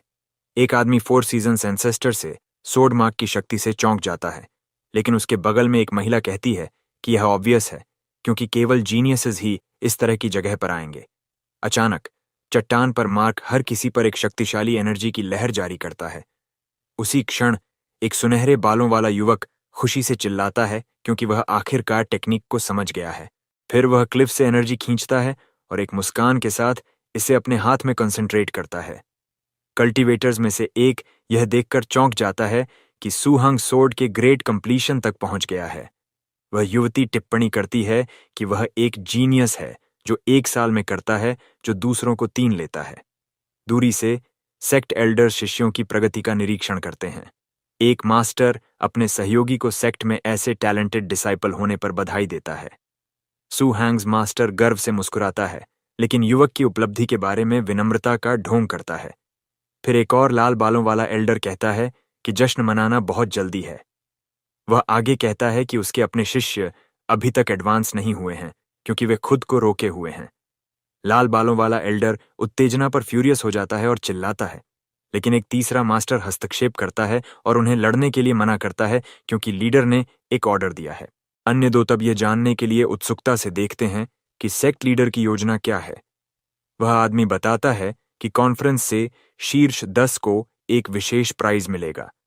यह सुनकर दोनों एल्डर्स रहस्योद्घाटन से पूरी तरह से चौंक जाते हैं। प्राइज तैचुआन सोर्ड टावर में प्रवेश करने और इसकी चैलेंजेस का सामना करने के लिए एक टोकन है। एक बुरी मुस्कान के साथ जुंग्स मास्टर कहता है कि उसका शिष्य निश्चित रूप से एक जगह पाएगा, लेकिन उसका सहयोगी उसे बहुत जल्दी जश्न न मनाने की चेतावनी देता है क्योंकि अगर वह हार गया तो शर्म बहुत बड़ी होगी। दूसरा हंसता है और बेट लगाता है कि अगर 3 सेक्ट्स के बाहर से कोई जीतता है तो वह लैट्रिन्स की सफाई करेगा। दृश्य तब चिन्युन सेक्ट में सेक्ट मास्टर के निवास पर लौटता है। अंदर सेक्ट लीडर को हमारे नायक के सीनियर ब्रदर के साथ बात करते हुए देखा जाता है। एक भ्रमित लुक के साथ तलवारबाज तब पूछता है कि पैसा बनाने का सॉल्यूशन क्या है। मास्टर तब सेक्ट की वित्तीय समस्याओं के सॉल्यूशन का खुलासा करते हैं, a pile of junk. Outraged हमारे नायक का भाई पूछता है कि क्या वे वास्तव में उस गार्बेज से पैसा बनाने जा रहे हैं।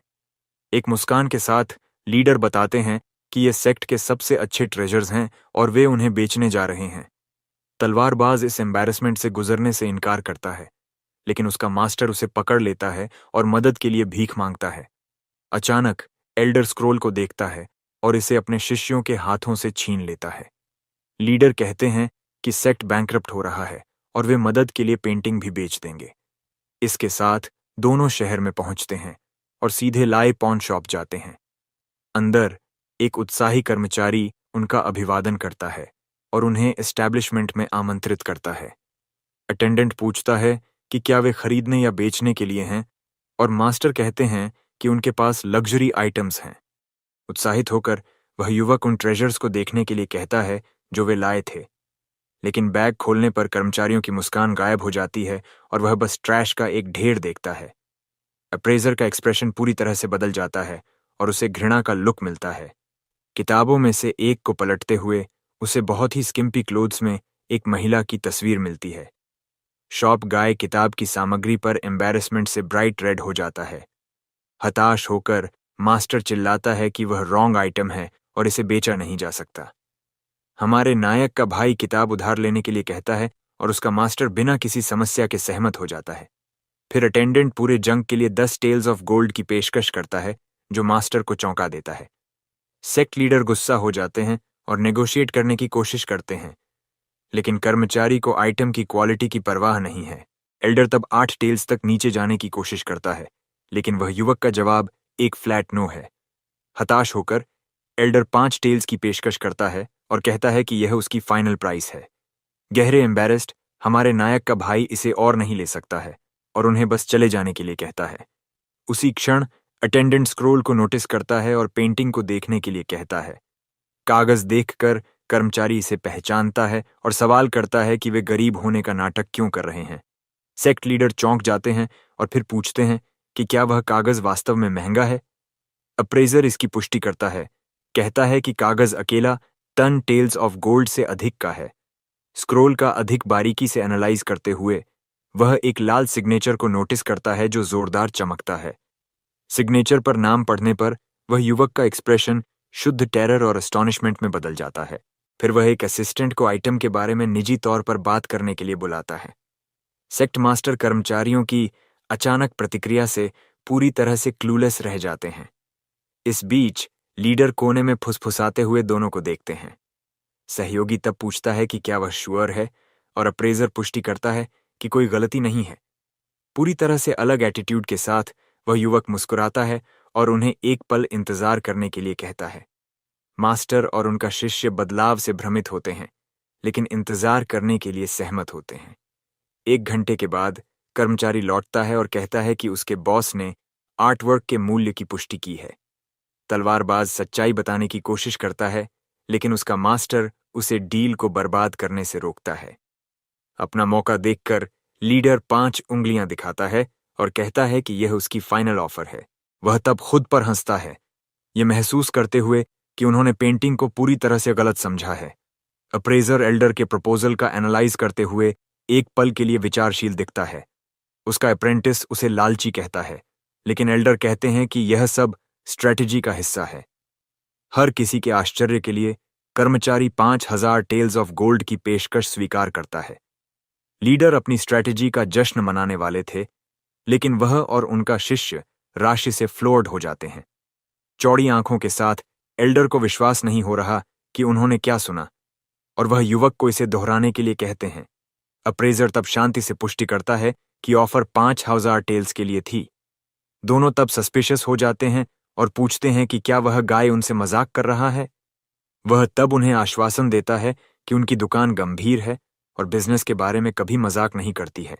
तलवारबाज चौंक जाता है और सोचता है कि उसके भाई द्वारा एक आकस्मिक ड्राइंग इतने पैसे के लायक कैसे हो सकती है। वह तब मास्टर से फुसफुसाता है कि वे अपना मन बदलने से पहले ऑफर स्वीकार कर लें, क्योंकि सेक्ट बच जाएगा, लेकिन एक गंभीर एक्सप्रेशन के साथ। मास्टर कहते हैं कि एक गलतफहमी हुई है और वास्तविक मूल्य 50,000 टेल्स है। पूरी तरह से चौंक कर तलवारबाज एल्डर पर चिल्लाता है और पूछता है कि क्या वह अपना दिमाग खो चुका है। शॉप एम्प्लॉई स्तब्ध है और पूछता है कि क्या मास्टर वास्तव में 50,000 टेल्स चाहते हैं। एल्डर इसकी पुष्टि करते हैं, कहते हैं कि वह एक भी कॉइन कम स्वीकार नहीं करेंगे। डिस्ट्रेस्ड हमारे नायक का भाई मानसिक रूप से अपने मास्टर से एक बार के लिए कुछ सेंस रखने की भीख मांगता है। वह सोचता है कि किस तरह की पागल पेंटिंग इतने पैसे के लायक होगी। दोनों के आश्चर्य के लिए अप्रेजर हंसना शुरू करता है और उनके कॉन्फिडेंस की प्रशंसा करता है। वह कहता है कि शॉप ओनर सही था और वे कोई एमेचर्स नहीं हैं। वह युवक तब सुझाव देता है कि वे कीमत के बारे में खुलकर बात करें। वह बताता है कि शिंगलन हर्मिट द्वारा एक काम के लिए मूल्य का भुगतान करना असंभव नहीं है। सेक्ट लीडर और उनका शिष्य, जो उन्होंने अभी सुना, उससे पूरी तरह से फ्लोर्ड हैं। वे विश्वास नहीं कर सकते कि वह बेतुकी राशि एक वास्तविक चीज है। उसी क्षण एल्डर आंतरिक रूप से घबरा रहे हैं, क्योंकि उन्होंने बस एक यादृच्छिक संख्या बोल दी। मास्टर निराशा में हैं, सोच रहे हैं कि एक ड्राइंग इतने लायक कैसे हो सकती है। वह एक गहरी सांस लेता है और डील को न उड़ाने के लिए शांत रहने की कोशिश करता है। उसकी नई स्ट्रैटेजी अधिक जानकारी प्राप्त करने के लिए कॉन्वर्जेशन जारी रखना है। एक पूरी तरह से अलग पोस्चर के साथ मास्टर ऐसा एक्ट करता है जैसे वह सब कुछ जानता है। वह तब खुलासा करता है कि अन्य दुकानों ने भी कलाकार को पहचाना है। अटेंडेंट स्पष्टीकरण जारी रखता है, कहता है, चिंग हर्मिट नाम अब एक सीक्रेट नहीं है। वह पहले ही कला एक्सपर्ट्स के बीच बहुत प्रसिद्ध हो गया है। भले ही वह हाल ही में ही दिखाई दिया हो, उसे पहले से ही राष्ट्र में सबसे बड़ा स्कॉलर कहा जा रहा है। उसकी कैलीग्राफी को कला का एक परफेक्ट और यूनिक वर्क माना जाता है। कर्मचारी यह भी कहता है कि उसके पेंटिंग स्किल्स और भी अधिक अविश्वसनीय हैं। हर स्ट्रोक में जुनून हर किसी को प्रभावित करता है जो उसके काम देखता है। वह युवक उन्हें बताता है कि पूरे देश में कई महिलाएं उसकी पोएट्री के प्यार में पड़ गई हैं। वे उसकी स्क्रोल्स और पेंटिंग्स की प्रशंसा करते हुए मंत्रमुग्ध हो जाती हैं। कई बस यह कल्पना करते हुए रातें बिताती हैं कि कलाकार का चेहरा कैसा दिखेगा। वे इतनी टैलेंट और रहस्य के पीछे के जीनियस आदमी का सपना देखते हैं। यहाँ तक कि सबसे गर्वित स्कॉलर्स ने भी उसकी जीनियस के सामने आत्मसमर्पण कर दिया है। वे सभी मास्टर से सीखने के लिए उसके कामों की नकल करने और एनालाइज करने की कोशिश करते हैं। हर्मिट की यूनिक स्टाइल ने कला में एक सांस्कृतिक क्रांति का कारण बना। ये शर्म की बात है कि दुनिया उसे जानने से पहले वह बिना किसी निशान के गायब हो गया। कर्मचारी आगे कहता है, दुनिया को कभी उसका चेहरा देखने का सौभाग्य नहीं मिला। एकमात्र शर्म की बात यह है कि वह अपने काम की खोज होने से पहले गायब हो गया। वह बताता है कि स्कॉलर्स रेप्यूटेशन को महत्व देते हैं, लेकिन कलाकार ने इसे डर्ट की तरह माना। ये एटीट्यूड उसे शर्मिंदा महसूस कराता है और साथ ही प्रशंसा से भरा हुआ भी। मास्टर और उनका शिष्य स्वेटिंग बुलेट्स हैं। जो वे सुन रहे हैं उस पर विश्वास नहीं कर रहे हैं। एल्डर तब महसूस करता है कि वे प्रोटैगनिस्ट उसके अप्रेंटिस के बारे में बात कर रहे हैं। वह युवक पुष्टि करता है कि कहानी बिल्कुल वैसी ही है जैसी उसने कहीं और सुनी है, लेकिन वह चेतावनी देता है कि क्योंकि यह एक पोर्ट्रेट है, पेंटिंग में एक बड़ी कमी है। हमारे नायक का भाई अजीब महसूस करता है, क्योंकि उसने सोचा था कि उसकी अपनी ब्यूटी ने पेंटिंग में मूल्य जोड़ा है। वह यह सोचकर एक पूर्ण इडियट की तरह महसूस करता है और एम्बैरेस्ड है। एक गहरे ऑरा के साथ मास्टर अपने शिष्यों का ध्यान आकर्षित करता है। एल्डर उसे याद दिलाता है कि आर्टवर्क की कीमत अब उम्मीद से बहुत कम होगी। गुस्से में अप्रेजर विलाप करता है कि हजारों टेल्स नाली में चले गए हैं। वह इस बात से फ्यूरियस है कि एक साधारण पोर्ट्रेट ने मास्टरपीस को इतना डिवैल्यूड कर दिया। एल्डर की आंखें लाल चमकती हैं और वह कहता है कि वह किसी को जिंदा खाना चाहता है। उसका अप्रेंटिस उसे शांत होने के लिए कहता है ताकि वे अपना कवर न उड़ा दें। मास्टर खुद को संभालता है और उस गाय को बीटिंग अराउंड द बुश बंद करने और उन्हें एक कीमत देने के लिए कहता है। दुकान तब 10,000 टेल्स की पेशकश करती है, क्योंकि पेंटिंग एक लैंडस्केप नहीं है। बिना किसी दूसरे विचार के सेक्ट लीडर स्पॉट पर ऑफर स्वीकार करता है। वह कहता है कि वह युवक भरोसेमंद लगता है और उससे जल्दी से पैसे लाने के लिए कहता है। अंत में डील बंद करने के बाद दोनों दुकान छोड़ते हैं और शहर में वापस जाते हैं। दोनों एक विशाल और इम्पोजिंग लुकिंग पवेलियन के सामने पहुंचते हैं। ये जगह बहुत महत्वपूर्ण लगती है और एक रहस्यमय ऑरा से घिरी हुई है।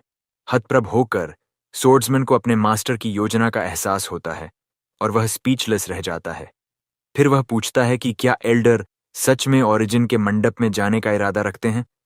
अप्रेंटिस सवाल करता है कि क्या उनके मास्टर थोड़ा ओवरबोर्ड नहीं जा रहे हैं, क्योंकि यह बेगो शहर की सबसे महंगी दुकान है। लेकिन एल्डर उसे डरने के लिए कहते हैं, क्योंकि पैसा छोटे भाई ने कमाया है, और उसे आश्वासन देते हैं कि वह महत्वपूर्ण पलों में जानते हैं कि क्या करना है। एल्डर का मानना है कि सेक्स फ्यूचर पूरी तरह से प्रोटैगनिस्ट पर निर्भर करता है और उनकी सफलता उस यंग जीनियस के हाथों में है। सोर्ड्समैन इंसिस्ट करता है कि जगह अब्सर्डली एक्सपेंसिव है, तो उसके मास्टर कॉन्फिडेंट स्माइल के साथ उसे बैंक नोट्स दिखाते हैं। फिर एल्डर अपने अप्रेंटिस को बात करना बंद करने और एक रिच मैन की तरह बिहेव करने का आदेश देते हैं। कहते हैं कि कॉन्फिडेंस पावरफुल दिखने की है। अंदर घुसते ही दो बहुत खूबसूरत महिलाएं उनका स्वागत करती हैं, जो उन्हें मिस्टीरियस ओरिजिन पवेलियन में आमंत्रित करती हैं। इससे मास्टर पूरी तरह से फ्लश्ड और जगह से अमेज्ड हो जाते हैं। सोचते हैं कि रिच ऐसे ही रहते हैं, इसकी तुलना पॉन शॉप से करते हैं। एक अटेंडेंट पूछता है कि क्या उन्हें मैजिक टूल्स या मैनुअल्स चाहिए, और सेक्ट लीडर कहते हैं कि उन्हें सबसे अच्छा चाहिए और कीमत पूछते हैं। महिला कहती है कि फर्स्ट क्लास मैनुअल्स की कीमत 100,000 टेल्स है, लेकिन लकीली दुकान की एनिवर्सरी होने के कारण 30% डिस्काउंट है। हमारे हीरो का भाई अब्सर्ड अमाउंट से पूरी तरह से शॉक्ड है। वह कीमत पर विश्वास नहीं कर पाता और फुल ब्लोन पैनिक में चला जाता है। दूसरी एम्प्लॉई एक स्माइल के साथ कीमत कंफर्म करती है और कहती है कि इवेंट के बाद उन्हें इतनी अच्छी डील नहीं मिलेगी। डेवस्टेटेड होकर यंग मैन एक कंप्लीट पॉपर जैसा महसूस करता है और महसूस करता है कि रिच की दुनिया कुछ ऐसी है जिसकी वह ठीक से कल्पना भी नहीं कर सकता। मास्टर अपने अप्रेंटिस को पैनिक करना बंद करने और कुछ करेज रखने के लिए कहते हैं, लेकिन यंग मैन फुसफुसाता है कि उनका पैसा एक सेट को भी कवर नहीं करेगा। हमारे हीरो का भाई महिला से सिर्फ एक इंट्रोडक्टरी वॉल्यूम की कीमत पूछता है और यह सवाल सेक्ट लीडर को बहुत कंफ्यूज्ड कर देता है। अटेंडेंट सरप्राइज्ड होती है और पूछती है कि क्या वह श्योर है। उसे चेतावनी देती है कि केवल इंट्रोडक्टरी वॉल्यूम खरीदना पूरी तरह से यूजलेस है। सोर्ड्समैन उससे इसकी यूजफुलनेस के बारे में चिंता न करने के लिए कहता है और महिला चेतावनी देती है कि दुकान रिटर्न्स एक्सेप्ट नहीं करती है, तो वह फुसफुसाते हुए फिर से कीमत पूछता है। मास्टर को लगता है कि इतना पैसा खर्च करना क्रेजी है, लेकिन उसका अप्रेंटिस उसे हमारे हीरो की इनक्रेडिबल लर्निंग एबिलिटी की याद दिलाता है। इस पर सेक्ट लीडर को याद आता है कि बच्चे ने एक सिंगल सोर्ड मार्क से एक पूरी टेक्निक को समझ लिया था और महसूस करता है कि यंग मैन ऐसा कर सकता है। कॉन्फिडेंट स्माइल के साथ एल्डर सहमत होते हैं कि उस मॉन्स्टर के लिए इनिशियल वॉल्यूम से ज्यादा काफी है और वे एक ह्यूज प्रॉफिट कमाएंगे। थोड़ी देर बाद अटेंडेंट 3 मैनुअल्स के साथ लौटती है जिन्हें सेपरेटली बेचा जा सकता है, और एल्डर पूछते हैं कि उनमें से कौन सा सबसे पावरफुल है। फिर वह river flow sword technique recommend करती है और कहती है कि एक जीनियस इससे अगला लेवल भी सीख सकता है। लेकिन महिला बताती है कि यह सबसे महंगा है और इसकी कीमत 9,000 टेल्स ऑफ गोल्ड है, जिससे अप्रेंटिस की सोल शॉक से लगभग उसके शरीर को छोड़ देती है। फिर भी मास्टर अपने डिसाइपल के जीनियस पर सब कुछ बेट करने का फैसला करते हैं और एक वॉर क्राई के साथ उसे एक्सपेंसिव मैनुअल पैक करने के लिए कहते हैं। वह बाकी पैसे पिल्स पर खर्च करने का भी आदेश देते हैं और यंग मैन पूछता है कि क्या वह कुछ भी बचाएगा नहीं, लेकिन एल्डर कहते हैं नहीं। हमारे हीरो का भाई पूरी तरह से पैरालाइज्ड हो जाता है और अपने मास्टर को घूरता है। एक ही बार में सारा पैसा खर्च करने के फैसले से सरप्राइज्ड होता है। ब्रोकन हार्ट के साथ एल्डर अपना पैसा गले लगाते हुए रोते हैं, पेमेंट करने में रिलक्टेंट हैं। जगह छोड़कर मास्टर पूरे रास्ते रोते रहते हैं और यंग मैन उसे ड्रामा बंद करने के लिए कहता है क्योंकि वह एम्बैरेस्ड हो रहा है। अचानक एल्डर को एक आइडिया आता है और वह पूछते हैं कि क्या बाकी 2 भाई भी एल्केमिस्ट और अरे मास्टर एग्जाम्स देंगे। यंग मैन कंफर्म करता है और पूछता है कि क्या वे वापस जा रहे हैं, लेकिन सेक्ट लीडर नो वे चिल्लाते हैं और 2 महीने के लिए पैसे की कोई बात करने से मना करते हैं। फिर एल्डर कहते हैं कि वह अपने डिसाइपल को एक सीक्रेट जगह पर ले जा रहे हैं और वे एक स्टॉल पर पहुंचते हैं जो मैनुअल्स को पाउंड के हिसाब से बेचता है। स्टॉल वेंडर पूछता है कि क्या वे कुछ मैनुअल्स का वजन करना चाहते हैं। अप्रेंटिस इस पर विश्वास नहीं कर पाता और पूछता है कि क्या यह सच में सीक्रेट जगह है जिसमें मास्टर ने ट्रेजर का जिक्र किया था। एल्डर उसे अश्योर करते हैं कि वहां ट्रेजर हैं और बताते हैं कि यहीं उन्हें यंग मैन की सोर्ड टेक्निक मिली थी, जिससे वह पूरी तरह से शॉक्ड रह जाता है। सेक्ट लीडर हैगलिंग शुरू कर देते हैं और कीमत को रिप ऑफ कहते हैं, तो वेंडर 5 कैडीज से ज्यादा नहीं का काउंटर ऑफर करता है। इस पर सोर्ड्समैन पुस्तकों के ढेर में कुछ अच्छा खोजने के लिए स्क्वाट करता है, जबकि उसके मास्टर बैकग्राउंड में नेगोशिएट करना जारी रखते हैं। एक बहुत सीरियस और फोकस्ड लुक के साथ यंग मैन किसी भी यूजफुल टेक्निक के लिए मैनुअल्स के ढेर को सर्च करना शुरू कर देता है, लेकिन उसे सिर्फ बिजार और अटरली यूजलेस कवर्स और टाइटल्स वाली किताबें मिलती हैं, जैसे फाइटिंग मैनुअल्स या suspicious romance novels. Young man furious हो जाता है और महसूस करता है कि यह सब गार्बेज है और उन टेक्निक्स में से कोई भी वास्तव में कल्टीवेटेड नहीं हो सकती। मास्टर अपनी शॉपिंग बैग को गले लगाते हुए बहुत सेटिस्फाइड होकर लौटते हैं। फिर यंग मैन पूछता है कि क्या मास्टर अपने लिए कुछ भी नहीं खरीदेंगे, लेकिन एल्डर जवाब में पूछते हैं कि वह क्या खरीदेंगे। एक स्माइल के साथ एल्डर कहते हैं कि वह सिर्फ एक ओल्ड मैन है और उनकी हैप्पीनेस उनके डिसाइपल्स और सेक्ट को अच्छा करते हुए देखना है। यंग मैन को अपने मास्टर का एटीट्यूड थोड़ा चीजी लगता है और एल्डर फ्यूरियस हो जाते हैं और उसे 7 दिनों में टेक्निक नहीं सीखने पर पनिश करने की धमकी देते हैं। सेक्ट लीडर बताते हैं कि उन्हें बेसिक्स सीखने की जरूरत है ताकि वे हमारे हीरो को पढ़ाने का नाटक कर सकें, जबकि वे बच्चे को फेक मैनुअल से फूल करते हैं। सोर्ड्समैन वरीड हो जाता है और सोचता है कि क्या हमारे हीरो अपनी अब्सर्ड कॉम्प्रिहेंशन के साथ उन फेक मैनुअल से भी कुछ नहीं सीख पाएंगे। एल्डर जोर से हंसते हैं और कहते हैं कि यंग मैन प्रोटैगनिस्ट की टैलेंट से ट्रॉमेटाइज्ड हो गया है, ये बताते हुए कि उसकी टेक्निक स्टॉल से नहीं आई थी। वह बताते हैं कि स्टॉल की किताबें रियल टेक्निक्स पर बेस्ड हैं, लेकिन अल्टीमेटली सिर्फ स्टोरीज हैं जिनका कोई प्रैक्टिकल वैल्यू नहीं है। कुछ बच्चों की किताबें दिखाते हुए वह कहते हैं कि वह कभी भी कल्टीवेशन टेक्निक जैसी नहीं लगेंगी और केवल हमारे हीरो जैसे न्यूबी को फूल कर सकती हैं। यंग मैन पूछता है कि उन्होंने क्यों कहा कि वह किताबें दूसरों को देंगे, और मास्टर बताते हैं कि यह एक जोक था और वह उन्हें डेकोरेशन के लिए इस्तेमाल करेंगे। एल्डर उस जंक से किसी के सीखने के आइडिया पर जोर से हंसते हैं और स्वेर करते हैं कि अगर ऐसा हुआ तो वह किताबें खा लेंगे। सोर्ड्समैन फिर प्रोटैगनिस्ट को दूसरे भाई की समस्या को हल करने के लिए एक और पेंटिंग बनाने के लिए ट्रिक करने का सुझाव देता है। लीडर साई करते हैं क्योंकि उन्होंने पहले ही इस बारे में सोचा है, लेकिन हमारे हीरो को मनी ट्री की तरह ट्रीट करने के बारे में बुरा महसूस करते हैं, भले ही सेक्ट को बढ़ने की जरूरत है। इसलिए एल्डर मॉरल डायलेमास से नफरत करते हैं।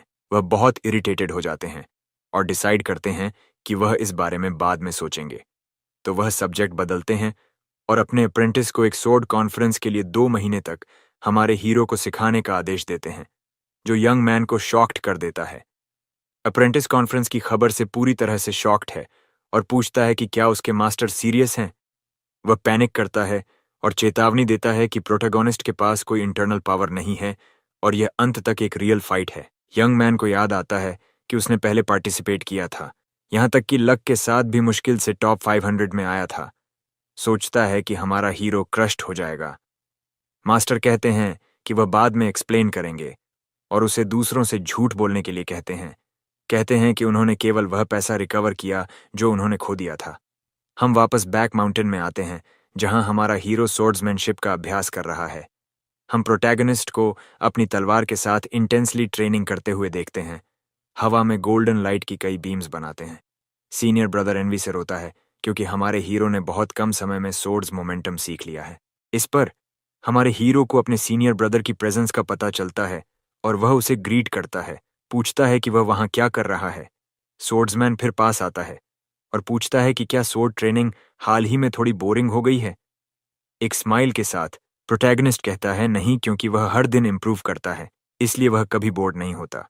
यह जवाब सीनियर ब्रदर को पूरी तरह से स्पीचलेस कर देता है और वह सोचता है कि क्या यह एक ह्यूमन रिस्पॉन्स है। यंग मैन फिर कहता है कि अगर वह बोर्ड है तो वह उसे ट्राई और कॉम्प्रिहेंड करने के लिए एक नया मैनुअल दे सकता है। हमारे हीरो का एक्सप्रेशन तुरंत बदल जाता है और एक डेस्परेट क्राई के साथ वह कहता है कि वह बहुत बहुत बोर्ड है। वह सोचता है कि अगर एक सोर्ड मार्क ने उसे एक पूरी आर्ट सीखने दी तो एक कल्टीवेशन मैनुअल उसे हेवंस में असेंड करा देगा। तो भाई हमारे हीरो को मैनुअल सौंपता है और बताता है कि यह the ancient art of the demon God है। मैनुअल एक विशाल डिमोनिक क्रीचर की इमेज दिखाता है जो एक मस्कुलर वॉरियर को डिवावर करने वाला है। हमारा हीरो इम्प्रेस्ड होता है और सोचता है कि court of the demon God जैसा नाम केवल एक अनपैरेलल्ड टेक्निक से संबंधित हो सकता है। एक क्रेजी स्माइल के साथ वह श्योर है कि उसका सेक्ट एक सीक्रेट और सुपर पावरफुल इमॉर्टल ऑर्गेनाइजेशन है। सीनियर ब्रदर फिर एक कहानी बनाता है कि उसे मैनुअल एंशिएंट रूइंस में मिला और इसकी ओरिजिन एक मिस्ट्री है। वह कहता है कि चूंकि हमारे हीरो के पास एक पुअर स्पिरिचुअल रूट है, इसलिए बॉडी पर फोकस करना स्ट्रॉन्गर बनने का सबसे अच्छा ऑप्शन है। लेकिन अंदर सोर्ड्समैन अपने ही झूठ पर पैनिक कर रहा है। वह जल्दी से गुड बाय कहता है और चला जाता है, अपने भाई के मैनुअल के ट्रैश होने का पता लगाने से पहले एस्केपिंग के बारे में सोचता है। यंग मैन अपनी परफेक्ट प्लान पर प्राउड है और फिर से एक ग्रेट मास्टर होने का नाटक करने के लिए इंतजार नहीं कर सकता। जैसे ही रात होती है, हम पीक पर अपनी तलवार के साथ प्रैक्टिस करते हुए प्रोटैगनिस्ट की सिलुएट देखते हैं। वह अपनी इंटेंस ट्रेनिंग जारी रखता है और उसे मिली नई technique, the ancient art of the demon God, को याद करता है। बच्चा सोचता है कि नाम ऑसम है और उसकी प्रीवियस टेक्निक की तुलना में बहुत कूलर है और वह शुरू करने के लिए ईगर है। लेकिन हमारे हीरो को पता है कि कुछ नया सीखने के लिए उसे टोटल फोकस की जरूरत है और वह अपना अटेंशन डिवाइड नहीं कर सकता। तो वह खुद को कंट्रोल करने और नई टेक्निक शुरू करने से पहले अपनी करंट टेक्निक को स्ट्रेंथन करने का फैसला करता है। इसके बाद सीन हमें हीरो के बड़े ब्रदर चेनू के घर ले जाता है, जो एक ऊंचे पहाड़ पर है। वहां सोर्ड्समैन कमल की मुद्रा में बैठा है और उस रियल टेक्निक्स का स्टडी करने की तैयारी कर रहा है जिसे उसने खरीदा था। पूरी एकाग्रता के साथ सोर्ड्समैन सिटी से मिली नई सोर्ड टेक्निक का स्टडी करना शुरू करता है। लेकिन जल्द ही वह पूरी तरह से निराश हो जाता है क्योंकि वह उस बेहद महंगी मैनुअल में से एक भी बात नहीं समझ पाता। अपने दिमाग के अंदर हमारा हीरो अलग अलग सोर्ड मूव्स की फ्लरी की कल्पना करता है। उसके वार अविश्वसनीय रूप से तेज और सटीक हैं क्योंकि वह बिना रुके अभ्यास करता रहता है। आधे दिन की मेहनत के बाद हमारा नौजवान आखिरकार थंडर सोर्ड टेक्निक में महारत हासिल कर लेता है। पूरी तरह से थककर हमारा लड़का गहन ट्रेनिंग सेशन के बाद गहरी सांस लेता है। फिर वह सोचता है कि अब इस टेक्निक के सबसे कठिन हिस्से में महारत हासिल करना बाकी है। भले ही उसके सीनियर ने कुछ नहीं कहा, वह समझ जाता है कि वह चीजों में जल्दबाजी नहीं कर सकता। हमारे एमसी को लगता है कि उसे मैनुअल सही समय पर दी गई थी ताकि वह खुद से आगे न निकल पाए। एक मुस्कान के साथ वह मानता है कि उसका बड़ा भाई एक सच्चा स्ट्रेटेजिक जीनियस है। उसके बाद हमारा नौजवान उसे दी गई मैनुअल को पढ़ना शुरू करता है। किताब खुद को ancient demon God body refinement art बताती है। ये एक पूजनीय प्राणी के बारे में बताती है जिसने ब्रह्मांड के साथ वननेस हासिल की। वह पाता है कि यह स्पिरिचुअल कल्टीवेशन से अलग बॉडी कल्टीवेशन की एक विधि है। ये टेक्निक सिर्फ एक मुक्के से सारी सृष्टि को तोड़ने की शक्ति का वादा करती है। इसका अंतिम लक्ष्य एक डिवाइन बॉडी बनाने के लिए गॉड्स और डीमंस की नकल करना है। पूरी तरह से स्तब्ध हमारा नायक इस टेक्निक के अविश्वसनीय होने पर आश्चर्यचकित है। वह पाता है कि इस विधि को क्रूअल सफरिंग की जरूरत है और इस पर केवल वही महारत हासिल कर सकता है जिसके पास इमेंस विल पावर और विजडम हो। एक दृढ़ मुस्कुराहट के साथ वह सोचता है कि चुनौती के बिना कल्टीवेशन में कोई मजा नहीं है और एक नर्डी अतीत आखिरकार उसके काम आने वाला है। फिर वह मुख्य कंटेंट पर चला जाता है, लेकिन जब वह एक स्टिक फिगर को एक सुपर वियर्ड पोज मारते हुए देखता है तो भ्रमित हो जाता है। किताब के अंदर एक बॉडी रिफाइनमेंट इलस्ट्रेशन है जिसका उसे ध्यान से अध्ययन करने की जरूरत है। हमारा लड़का उस पोज के पीछे का लॉजिक समझ जाता है, लेकिन वह कितना रिडिक्युलस दिखता है इससे वह पूरी तरह शर्मिंदा हो जाता है। शर्मिंदगी के बावजूद वह इसे आजमाने का फैसला करता है और सूरज की रोशनी में उस बिजार पोज की नकल करना शुरू कर देता है। उसका चेहरा शर्म से लाल हो जाता है। वह खुद को यह समझाने की कोशिश करता है कि उसका बड़ा भाई उससे झूठ नहीं बोलेगा। इसके साथ हमारा एमसी खुद से कहता है कि वह फोकस करे और डिटर्मिनेशन से भर जाता है, यह मानते हुए कि वह इस टेक्निक में महारत हासिल कर सकता है। हम जिन नेशन में इंक स्क्रॉल पेविलियन को देखते हैं। अंदर एक आदमी एक सफेद बालों वाली महिला से पूछता है कि क्या उसका ड्राफ्ट तैयार है क्योंकि डेडलाइन करीब आ रही है। लड़की परेशान हो जाती है और उस आदमी को पीछे हटने के लिए कहती है क्योंकि वह पहले से ही जल्दी में है।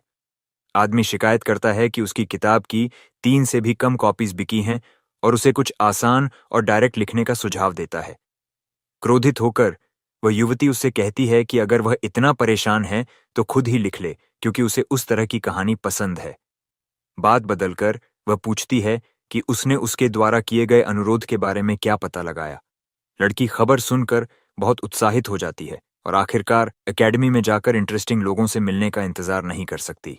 3 दिन बीत चुके हैं और हमारा नौजवान क्लिफ के टॉप पर अपना ट्रेनिंग जारी रखे हुए है, लेकिन कोशिश इतनी ज्यादा है कि वह खुद को बहुत ज्यादा धक्का देने से इंटरनल ब्लीडिंग के साथ समाप्त हो जाता है। थकी हुई नजर के साथ वह शिकायत करता है कि उसे 3 बार खून की उल्टी हो चुकी है और अभी तक उसे कुछ भी समझ नहीं आया है। फिर उसे याद आता है कि मैनुअल में लिखा है कि प्रतिभाशाली लोग इसे पहली बार में ही समझ जाते हैं और वह सोचता है कि क्या वह सच में इतना बुरा है।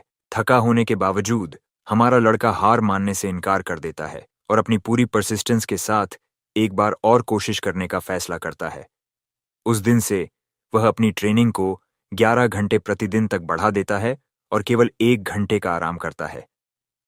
प्योर डिटर्मिनेशन की नज़र के साथ वह कसम खाता है कि जब तक वह इस कल्टीवेशन मेथड में महारत हासिल नहीं कर लेता, तब तक वह हार नहीं मानेगा। फिर वह सोचने लगता है कि मेथड जितनी सिंपल होगी, उसका मीनिंग उतना ही गहरा होगा। टेक्निक का नाम ऑब्जर्विंग द हेवंस है और वह सोचता है कि क्या इसका मतलब सब कुछ ऑब्जर्व करना है या ग्लोबल व्यू रखना है। उसे 3 के बारे में एक किताब याद आती है, मॉर्टल विजन, सेलेस्टियल विजन और धर्मा विजन। हमारा नौजवान याद करता है कि धर्म आई किसी को भी हर चीज के सार और कानूनों को समझने की अनुमति देता है। फिर वह फैसला करता है कि उसे एक हायर लेवल तक पहुंचने और सभी चीजों के सार को समझने की जरूरत है। इसे ध्यान में रखते हुए वह ब्रह्मांड के सार और नियमों को समझने पर पूरी तरह से ध्यान केंद्रित करता है। ऑब्जर्विंग द हेवंस और धर्मा आई शब्द उसके दिमाग में जुड़ जाते हैं। उसकी आंखें तेजी से चमकती हैं और एक शांत एक्सप्रेशन के साथ वह आखिरकार समझ जाता है। सुनहरे लैंडस्केप को देखते हुए हमारा नौजवान कहता है कि अब वह टेक्निक के बारे में थोड़ा समझ गया है। वह कहता है कि आम लोग आसमान को देखते हैं और उसकी विशालता को महसूस करते हैं, लेकिन वे यह नहीं समझते कि यह सच में क्या है। रेवलेशन की नज़र के साथ वह चिल्लाता है कि मैनुअल का मतलब है कि हर किसी के अंदर पहले से ही एक डीमन गॉड है।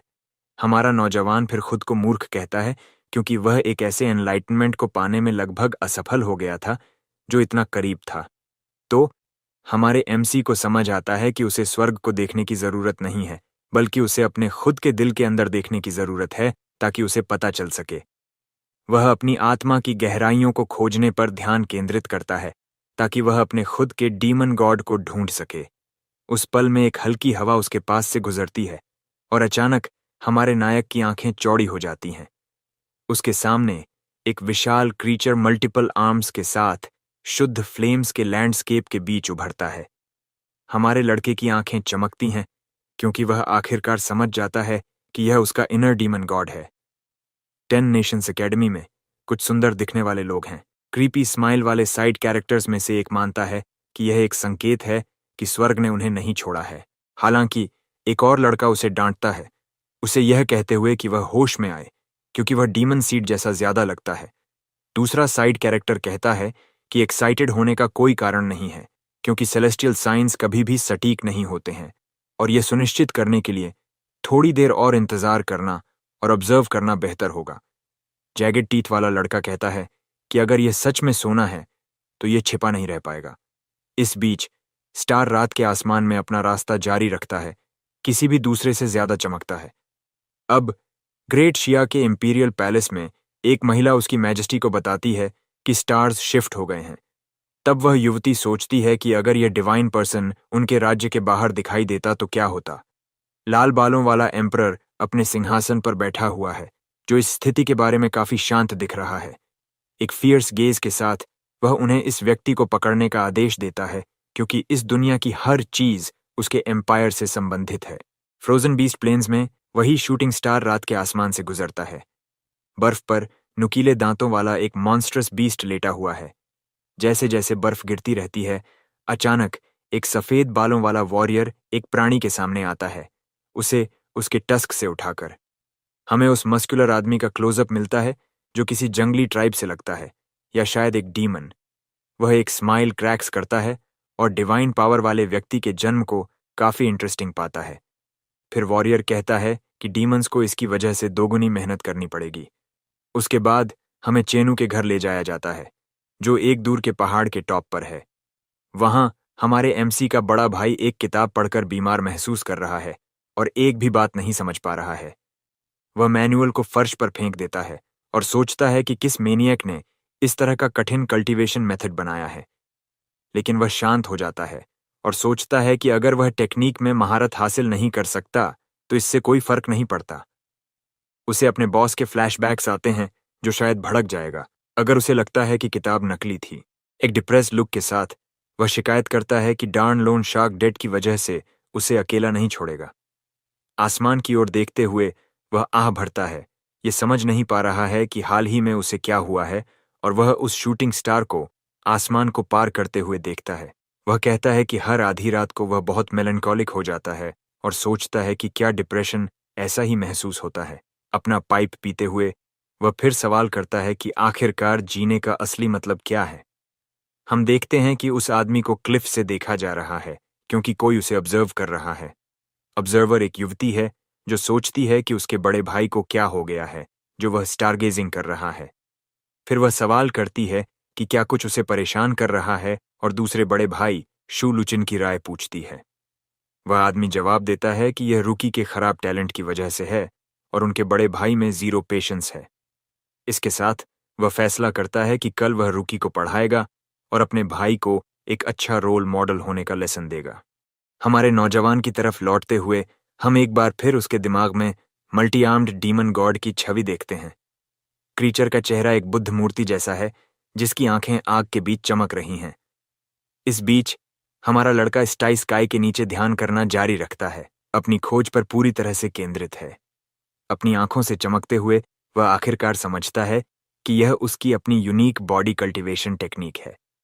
वह अपने दिमाग को इमेंस क्रीचर के सामने केंद्रित रखता है जो उसकी इनर स्ट्रेंथ को दिखाता है।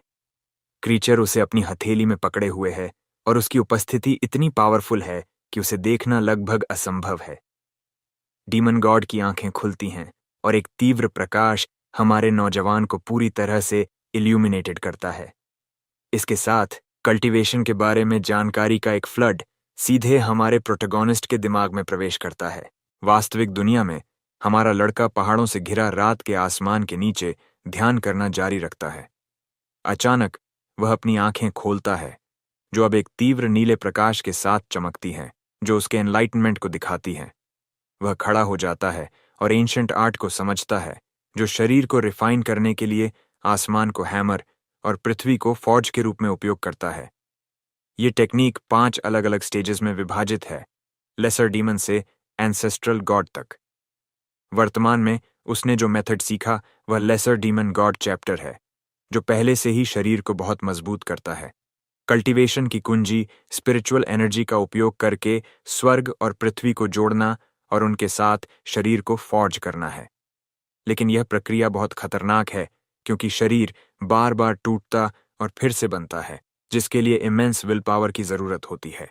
हमारा नौजवान पूरी तरह से समझता है कि कल्टीवेशन मेथड जितना मजबूत होगा, परसिवियरेंस की परीक्षा उतनी ही ज्यादा होगी। लेकिन वह जल्द ही पैनिक्स हो जाता है क्योंकि शुरू करने के लिए भी उसे स्पिरिचुअल एनर्जी की एक जाइगेंटिक अमाउंट की जरूरत होती है। समस्या यह है कि उसके पास जीरो एनर्जी है, तो उसे याद आता है कि उसने सुना है कि पिल्स पावर उत्पन्न कर सकती हैं। वह थोड़ा हिचकिचाता है क्योंकि मेडिसिन्स खतरनाक हो सकती हैं, लेकिन उसे याद आता है कि उसके मास्टर ने कहा था कि दूसरा बड़ा भाई पिल्स में अच्छा है। हम दूसरे बड़े भाई के घर को देखते हैं जो एक पहाड़ की चोटी पर स्थित है। अंदर हम दूसरे भाई को केंद्रित देखते हैं क्योंकि वह कुशलता से अपने हाथ में एक चमकती हुई पिल बनाता है। वह कहता है कि कल वह अपने बड़े भाई को सिखाएगा कि एक सच्चा टीचर और रोल मॉडल होने का क्या मतलब है। इस बीच बड़े भाई के घर पर दिन पहले ही हो चुका है और मूड काफी अलग है। वह पूरी तरह से निराश होकर घुटनों के बल बैठा है क्योंकि वह अपनी कल्टीवेशन मैनुअल को समझ नहीं पा रहा है। प्योर डेस्परेशन की नजर के साथ वह चिल्लाता है कि वह एक भी बात नहीं समझ सकता जो लिखी हुई है। वह सारी मेहनत से थक गया है। वह बस हार मान लेता है और फर्श पर खुद को फेंक देता है, ये कहते हुए कि वह इसके बारे में और नहीं सोचेगा। ली सोचता है कि सारी कड़ी मेहनत बेकार है क्योंकि आखिर में हर कोई सिर्फ डर्ट का ढेर बन जाता है। मास्टर उसके पीछे दिखाई देता है जबकि बड़े भाई ने सारी उम्मीद खो दी है। मास्टर उसे देखता है, उसे बिल्कुल पता लगता है कि उसके शिष्य के साथ क्या हो रहा है। पास आते हुए मास्टर पूछता है कि उसका छात्र चांगू सोर्ड टेक्निक मैनुअल के साथ कैसा कर रहा है। नौजवान एक एनलाइटेंड स्माइल के साथ खड़ा होता है और कहता है कि अगर वह समझता है तो इससे कोई फर्क नहीं पड़ता क्योंकि सीक्रेट है टू लेट गो। मास्टर अपने शिष्य से आने वाले प्रकाश से ब्लाइंडेड हो जाता है और सोचता है कि वह दुनिया में क्या खेती कर रहा है। एक शांत मुस्कान के साथ चांगू बताता है कि उसने कुछ भी कल्टीवेट नहीं किया है, लेकिन अब वह बस किसी भी चीज की परवाह नहीं करता। आह भरते हुए मास्टर कहता है कि उसे यही उम्मीद थी और वह फैसला करता है कि वे साइलेंट फॉरेस्ट माउंटेन्स जाएंगे। मास्टर कहता है कि एक लाइफ और डेथ टेस्ट उसे बढ़ने में मदद करेगा, लेकिन वह इसके बारे में बहुत खुश नहीं लगता। साइलेंट फॉरेस्ट माउंटेन्स का नाम सुनकर उसका एक्सप्रेशन प्योर टेरर में बदल जाता है। ये चिंगजोजो का सबसे खतरनाक क्षेत्र है, जो पावरफुल और ट्रेचरस डीमोनिक बीस्ट से भरा हुआ है। मास्टर बताता है कि जब नौजवान ट्रेनिंग करेगा तो वह दूसरों के लिए पैसे कमाने के लिए कुछ बीस्ट्स का शिकार कर सकता है। चेंगू फिर अपना मन बदल लेता है और भाग जाता है, चिल्लाता है कि वह नहीं जाएगा, लेकिन उसका मास्टर उसे अपने वादे की याद दिलाता है। हम फोर थंडर सोर्ड सेक्ट को देखते हैं, जो किंग जो के 3 महान सेक्ट्स में से एक है। वहां एक बूढ़ा आदमी अपने शिष्यों को बधाई देता है क्योंकि उनमें से 7 हाई लेवल ऑफ कल्टीवेशन तक पहुंच चुके हैं। वह आगे कहते हैं कि उनमें से 2 परफेक्शन तक पहुंच चुके हैं, जो एक इम्प्रेसिव फीट है।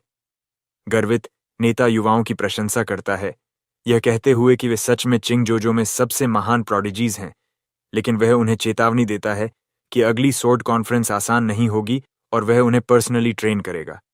शिष्य शॉक्ड हैं क्योंकि उन्होंने सेक्ट मास्टर को पहले कभी नहीं देखा और वे सोचते हैं कि क्या हुआ। नेता कहता है कि कारण कोई मायने नहीं रखता और खुलासा करता है कि एक हिडन सेक्ट भी इवेंट में भाग लेगा। यह खबर सभी को चिंतित करती है क्योंकि एक हिडन सेक्ट की उपस्थिति सब कुछ बहुत ज्यादा कॉम्प्लिकेटेड बना देती है।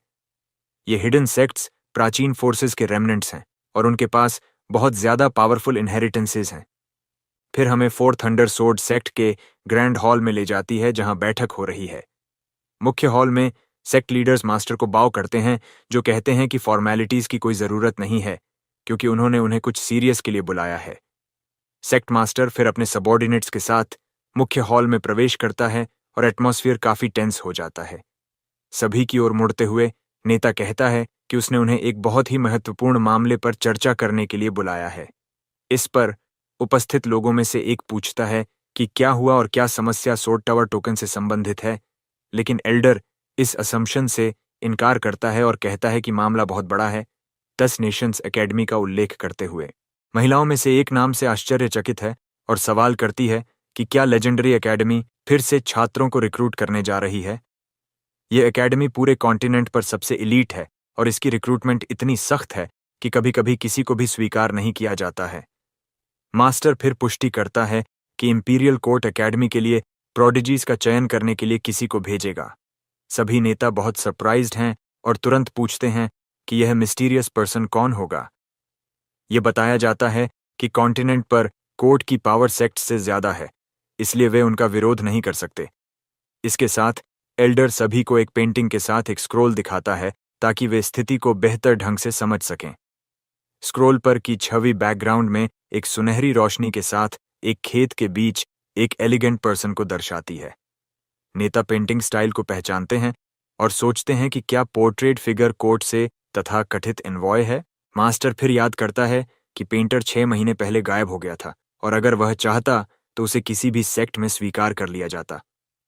एल्डर फिर एक जीनियस सोर्ड्समैन के बारे में एक कहानी बताता है जिसे एकेडमी से बाहर निकाल दिया गया था और वह एक इंस्पेक्टर जनरल बन गया। उपस्थित लोगों में से एक कमेंट्स करता है कि रूमर्स हैं कि यह इंस्पेक्टर एक बहुत हैंडसम मैन है और वे सोचते हैं कि वे उसे क्यों नहीं जानते। नेताओं में से एक डाउटफुल है और पूछता है कि क्या मास्टर के पास अपनी असम्पशंस के लिए कोई कॉन्क्रीट प्रूफ है। एक कॉन्फिडेंट स्माइल और शाइनिंग आइज के साथ एल्डर कहता है कि उसके पास जाहिर तौर पर प्रूफ है। फिर वह स्क्रोल को हवा में फेंक देता है और पेंटिंग से एक तीव्र गोल्डन लाइट निकलने लगती है। स्क्रोल की एनर्जी फट जाती है और पावर की एक लहर फोर्सफुली सभी नेताओं को पीछे धकेल देती है। उस पल में पेंटिंग में फिगर जीवन में आता है और प्रेशर सभी के लिए ओवरवेलमिंग हो जाता है।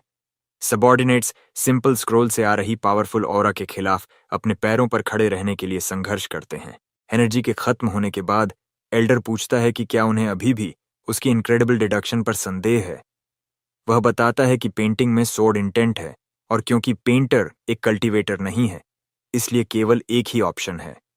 इसके साथ बाकी लोग इम्प्रेस्ड हो जाते हैं और कुछ ही डिटेल्स से सब कुछ डिड्यूस करने के लिए अपने मास्टर की विजडम की प्रशंसा करते हैं। सेक्ट लीडर एरोगेंटली स्मर्क करता है और कहता है, बेशक वह सही था क्योंकि वह बस इतना स्मार्ट है। वह यह भी खुलासा करता है कि इंस्पेक्टर एक्सेंट्रिक है और अपनी यात्राओं के दौरान सिंपल चीजों के लिए ट्रेजर्स ट्रेड करता है। उपस्थित लोगों में से एक सहमत है और दूसरा पूछता है कि क्या उन्हें इस पावरफुल आदमी को खुश करने की कोशिश करनी चाहिए, लेकिन मास्टर इसे मना करता है क्योंकि इस तरह की सस्ती ट्रिक उस लेवल के किसी व्यक्ति की कंटेम्प्ट ही कमाएगी। अपने आप में सोचते हुए नेता अपनी विजडम के बारे में बोस्ट करता है और सोचता है कि उसके बिना सेक्ट क्या करेगा। हम अपने प्रोटैगोनिस्ट की तरफ लौटते हैं जो रात में पहाड़ पर अकेला मेडिटेशन कर रहा है। वह फैसला करता है कि डीमन गॉड आर्ट बहुत रिस्की है, इसलिए वह पिल्स के बारे में पूछना पसंद करेगा। तभी एक फेमिलियर वॉइस उसे जूनियर ब्रदर कहती है और वह सरप्राइज्ड होकर मुड़ता है। आदमी खुद को उसके दूसरे बड़े भाई के रूप में इंट्रोड्यूस करता है और कहता है कि उसे लुचाइन कहें। हमारा प्रोटैगनिस्ट शॉक्ड है क्योंकि उसे अपने सीनियर की पर्सनल विजिट की उम्मीद नहीं थी। वह जल्दी से रिस्पेक्ट में बाव करता है और औपचारिक रूप से उसका अभिवादन करता है। लूचिन बताता है कि उनका बड़ा भाई व्यस्त है, इसलिए वह उसे एल्केमी सिखाने आया है। हमारा लड़का इनसिक्योर महसूस करता है और पूछता है कि क्या कारण यह है कि उसके टैलेंट को खराब माना जाता है। उसका भाई उसे कंफर्ट करता है और कहता है कि निराश न हो क्योंकि सोड के लिए खराब टैलेंट ही सब कुछ नहीं है। एक दृढ़ नज़र के साथ हमारा नौजवान वादा करता है कि उसे रिकॉग्नाइज करने के लिए वह कड़ी ट्रेनिंग करेगा। सीनियर ब्रदर फिर एक फिंगर उठाता है और एक टेक्निक के लिए अपनी एनर्जी इकट्ठा करना शुरू करता है। अपने हाथ की एक लहर के साथ एक विशाल कॉल्ड्रन दिखाई देता है। जायंट कॉल्ड्रन हवा में तैरता है जिससे वह इम्प्रेस्ड हो जाता है। हमारे एमसी को देखते हुए वह कहता है बातचीत खत्म हो गई है और एल्केमी शुरू करने का समय आ गया है। हमारे नौजवान की आंखें एक्साइटमेंट से चमकती हैं और वह बहुत उत्साह के साथ सहमत होता है। इसके साथ बड़े भाई ने बताया कि एल्केमी का मार्ग स्वर्ग और पृथ्वी के गहन रहस्यों को समाहित करता है। फिर वह पूछता है कि एल्केमी में सबसे शक्तिशाली अस्तित्व क्या है और हमारे नायक को यह सवाल बहुत जाना पहचाना लगता है। उसे याद आता है कि उसने यही सवाल पहले भी सुना है, लेकिन एल्केमी के बजाय तलवार के मार्ग के बारे में। उसकी आंखें चमक उठीं और हमारा नौजवान सोचता है कि क्या उसका दूसरा भाई भी एक छिपा हुआ सुपर स्ट्रांग मास्टर है। एमसी जवाब देता है कि सबसे मजबूत एल्केमिस्ट बाकी सबसे ऊपर होता है और वह अनगिनत पावर हाउसेस को पागल कर सकता है। इसीलिए सबसे मजबूत कल्टीवेटर्स को भी उन्हें सम्मान दिखाना चाहिए और उनके अच्छे पक्ष में रहने की कोशिश करनी चाहिए। सीनियर कहता है कि यह बहुत छोटी सोच है और उसे और भी बड़ा और साहसी सोचने के लिए कहता है। तो एमसी सुझाव देता है कि सबसे मजबूत पिल किसी की कॉन्स्टिट्यूशन को बढ़ा सकती है और किसी को भी जीनियस में बदल सकती है। बड़ा भाई कहता है कि यह अभी भी बहुत सतही है। सबसे मजबूत एल्केमिस्ट स्वर्ग और पृथ्वी को रिफाइन करता है। यह विचार कि हर एक पिल एक पूरी दुनिया है हमारे प्रोटैगनिस्ट को पूरी तरह से सदमे की स्थिति में छोड़ देता है। आगे हम एक अविश्वसनीय छवि देखते हैं जिसमें एक पूरे यूनिवर्स को एक विशाल पिल में बदल दिया जाता है। इससे वह फिर से सुपर हाइप्ड हो जाता है, यह सोचते हुए कि पिल का मार्ग तलवार के मार्ग जितना ही शक्तिशाली है। इसलिए एमसी पूछता है कि क्या उसका सीनियर पहले ही उस स्तर तक पहुंच चुका है और वह जवाब देता है कि यह कुछ कुछ वैसा ही है। यह सुनकर हमारा हीरो सदमे में चिल्लाता है, यह मानते हुए कि उसे सेक्ट में एक और छिपा हुआ मास्टर मिल गया है। एमसी सोचता है कि सेक्ट में हर कोई एक छिपा हुआ मास्टर है, जबकि उसका सीनियर चिंतित है कि वह दूसरे भाई की तरह व्यवहार करने लगा है। एक अजीब सी नज़र के साथ वह एमसी को स्वर्ग और पृथ्वी को रिफाइन करने के लिए चुनौती देता है ताकि वह अपनी आंखों से देख सके। मास्टर कहता है कि चूंकि वह एक न्यूबी है, वह उसे केवल बेसिक्स सिखाएगा और नौजवान मार्गदर्शन के लिए उसे धन्यवाद देता है। सीनियर समझाता है कि हर दवा में एक जहर होता है और वह उसे बिना किसी टॉक्सिन्स के पिल्स को रिफाइन करना सिखाएगा। लेकिन अंदर ही अंदर वह पसीने से तर है, यह सोचकर कि उसे पकड़े जाने से बचने के लिए एक्ट को बनाए रखना होगा। वह समझाता है कि टॉक्सिसिटी और औषधीय शक्ति सह अस्तित्व में है और यदि आप एक को हटाते हैं तो दूसरा भी गायब हो जाता है। बैंगनी ऊर्जा सामग्री के अंतर्निहित टॉक्सिसिटी का प्रतिनिधित्व करती है। इसके साथ बड़ा भाई बताता है कि रहस्य यह है कि पिल बनाने के लिए औषधीय सामग्री का उपयोग न किया जाए। प्रोटैगनिस्ट भ्रमित होता है, जिससे भाई उसे याद दिलाता है कि सिर्फ इसलिए कि तुम कुछ नहीं देखते, इसका मतलब यह नहीं है कि वह वहां नहीं है। मास्टर उदाहरण देता है कि जब वह अभी भी इमॉर्टल नहीं था, तब वह सोड इमॉर्टल्स में विश्वास नहीं करता होगा। एमसी तर्क को समझता है और अपनी स्थिति की तुलना कुएं के मेंढक से करता है। सीनियर समझाता है कि जड़ी बूटियों के विकास के दौरान शुद्ध आध्यात्मिक ऊर्जा दूषित हो जाती है, इसलिए टॉक्सिन फ्री रिफाइनिंग सामग्री को त्याग देता है और इसके बजाय स्वर्ग और पृथ्वी की शुद्ध ऊर्जा को संघनित करता है। उसकी आंखें चमक उठीं। हमारा हीरो हवा से पिल्स बनाने के विचार से चकित है। फिर वह पूछता है कि क्या उसके जैसा कोई व्यक्ति जिसके पास स्पिरिचुअल रूट नहीं है अपनी शक्ति बढ़ाने के लिए पिल्स ले सकता है। सीनियर जवाब देता है कि यह संभव है, लेकिन कोई नहीं करता क्योंकि इसका प्रभाव बहुत कम और महंगा होता है। हमारा लड़का इस खबर से थोड़ा निराश है, लेकिन वह पहले से ही इसकी उम्मीद कर रहा था। बड़ा भाई फिर कहता है कि वे शुरू करेंगे और वह उसे एल्केमी के बुनियादी कौशल सिखाएगा। मास्टर सोचता है कि लड़का एक अच्छा छात्र है और वह दूसरे भाई को दिखाएगा कि एक उचित शिक्षक कैसे बनना है। जंगल में चलना और लाइब्रेरी के रहस्य इसके साथ हमें शांत वन पहाड़ों में ले जाया जाता है। वहां हम सेक्ट मास्टर और हमारे हीरो के दूसरे भाई को घने जंगल से एक साथ चलते हुए देखते हैं। शिष्य पूछता है कि क्या दूसरा भाई नवागंतुक की देखभाल अकेले कर पाएगा। नेता कहता है कि लड़के का स्वभाव शांत और मजबूत मेंटल फोर्टिट्यूड है और वह कुछ भी संभाल सकता है। अचानक एक अजीब शोर से हमारे लड़के का भाई चौंक जाता है। वह घबराकर घूमता है और चिल्लाता है, पूछता है कि वह आवाज क्या थी। फिर हम एक छोटे से सींग वाले बैंगनी चूहे को सरपट भागते हुए देखते हैं। सेक्ट मास्टर अपने शिष्य पर हंसता है कि वह एक साधारण चूहे से डर गया, लेकिन ठीक बाद में अपनी पीठ पर क्रिस्टल्स वाला एक विशाल डिमोनिक बीस्ट दिखाई देता है। अगले दिन एक दूर के पहाड़ पर हम एक चट्टानी छोटी के ऊपर एक अकेला घर देखते हैं। वह जागता है और अंगड़ाई लेता है। फिर वह मंदिर से होकर चलता है, जगह की सुंदरता की प्रशंसा करता है, जबकि सोचता है कि यह सब कितना शांतिपूर्ण है। जल्द ही वह बिना किसी स्पिरिचुअल पावर के इतनी खूबसूरत कल्टीवेशन वर्ल्ड में होने से फ्रस्ट्रेटेड हो जाता है। फिर वह सोचता है कि अब सबसे महत्वपूर्ण बात कल्टीवेशन के बारे में और जानना और एक समाधान खोजना है। इसलिए वह अपने ज्ञान का विस्तार करने के लिए अपने मास्टर द्वारा बताए गए लाइब्रेरी में जाने का फैसला करता है। हमारा लड़का लाइब्रेरी पवेलियन पहुंचता है और जगह की सरल और व्यवस्थित शैली की प्रशंसा करता है। एक मुस्कान के साथ वह सोचता है कि यह एक छिपी हुई दुनिया सेक्ट का सच्चा आचरण है। एमसी फिर देखता है कि मुख्य हॉल के बाहर केवल एक इंसेंस स्टिक जल रही है।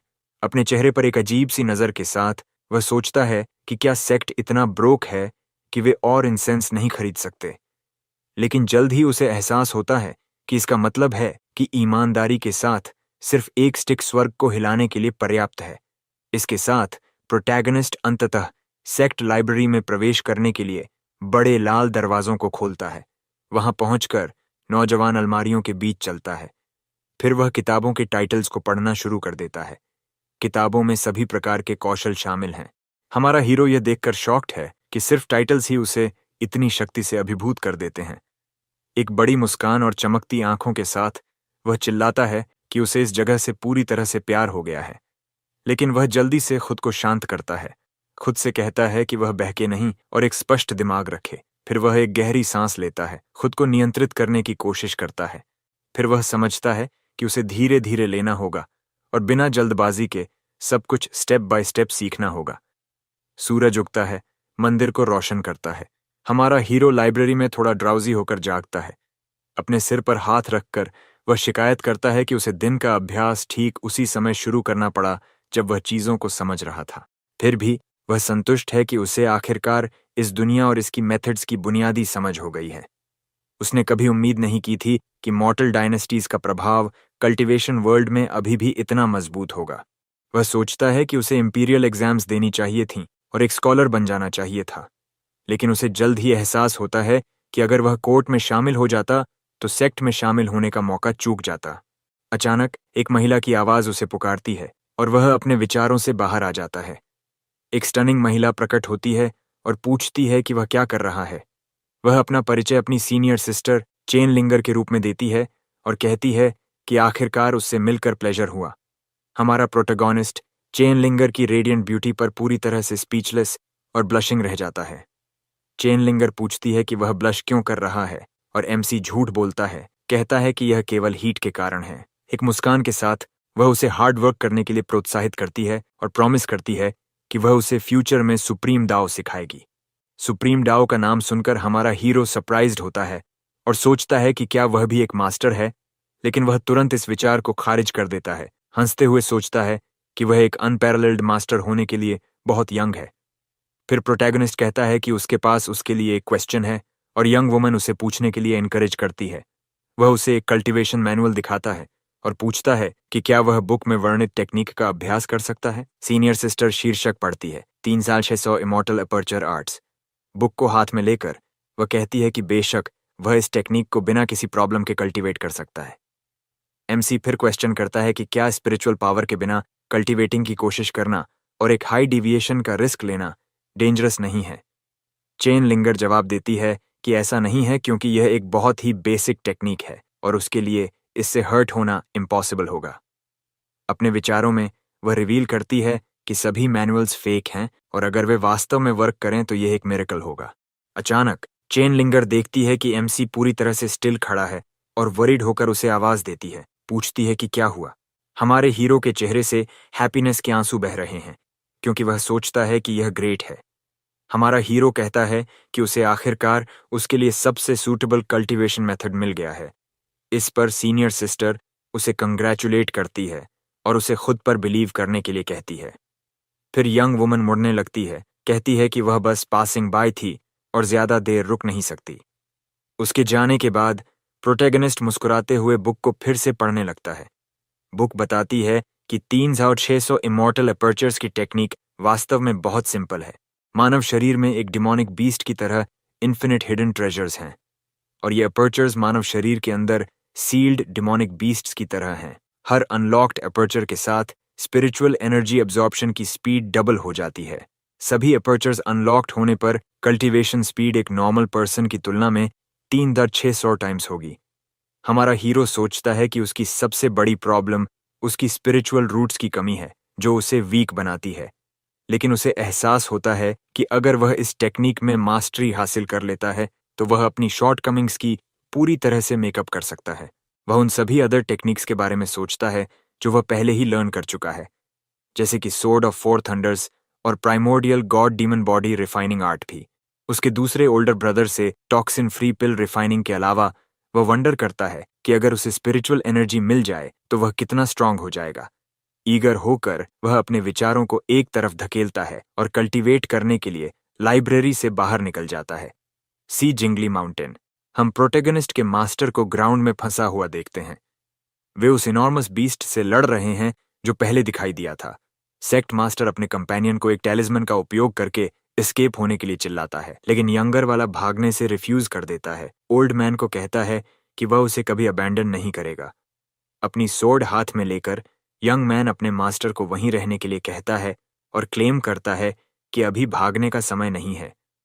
मास्टर सरप्राइज्ड होता है और वंडर करता है कि उस लड़के की पीठ इतनी ब्रॉड कब हो गई। जल्द ही प्रोटैगनिस्ट का ब्रदर एक पावरफुल ऑरा उत्सर्जित करना शुरू कर देता है। ओल्ड मैन वंडर करता है कि क्या बच्चा शुरू से ही इस तरह का कोई ट्रम्प कार्ड छुपा रहा था। फिर वह उस फियर्स क्रीचर की ओर एक पावरफुल अटैक के साथ चार्ज करता है। एक डिटर्मिन्ड लुक और एक कॉन्फिडेंट स्माइल के साथ वह क्रीचर पर स्ट्राइक करता है। ब्रदर चिल्लाता है, क्रीचर को गेट लॉस्ट होने के लिए कहता है, लेकिन एक सिंपल फ्लिक के साथ क्रीचर उसे हवा में उड़ा देता है, जिससे वह अपने बट के बल एयर में गिरता है।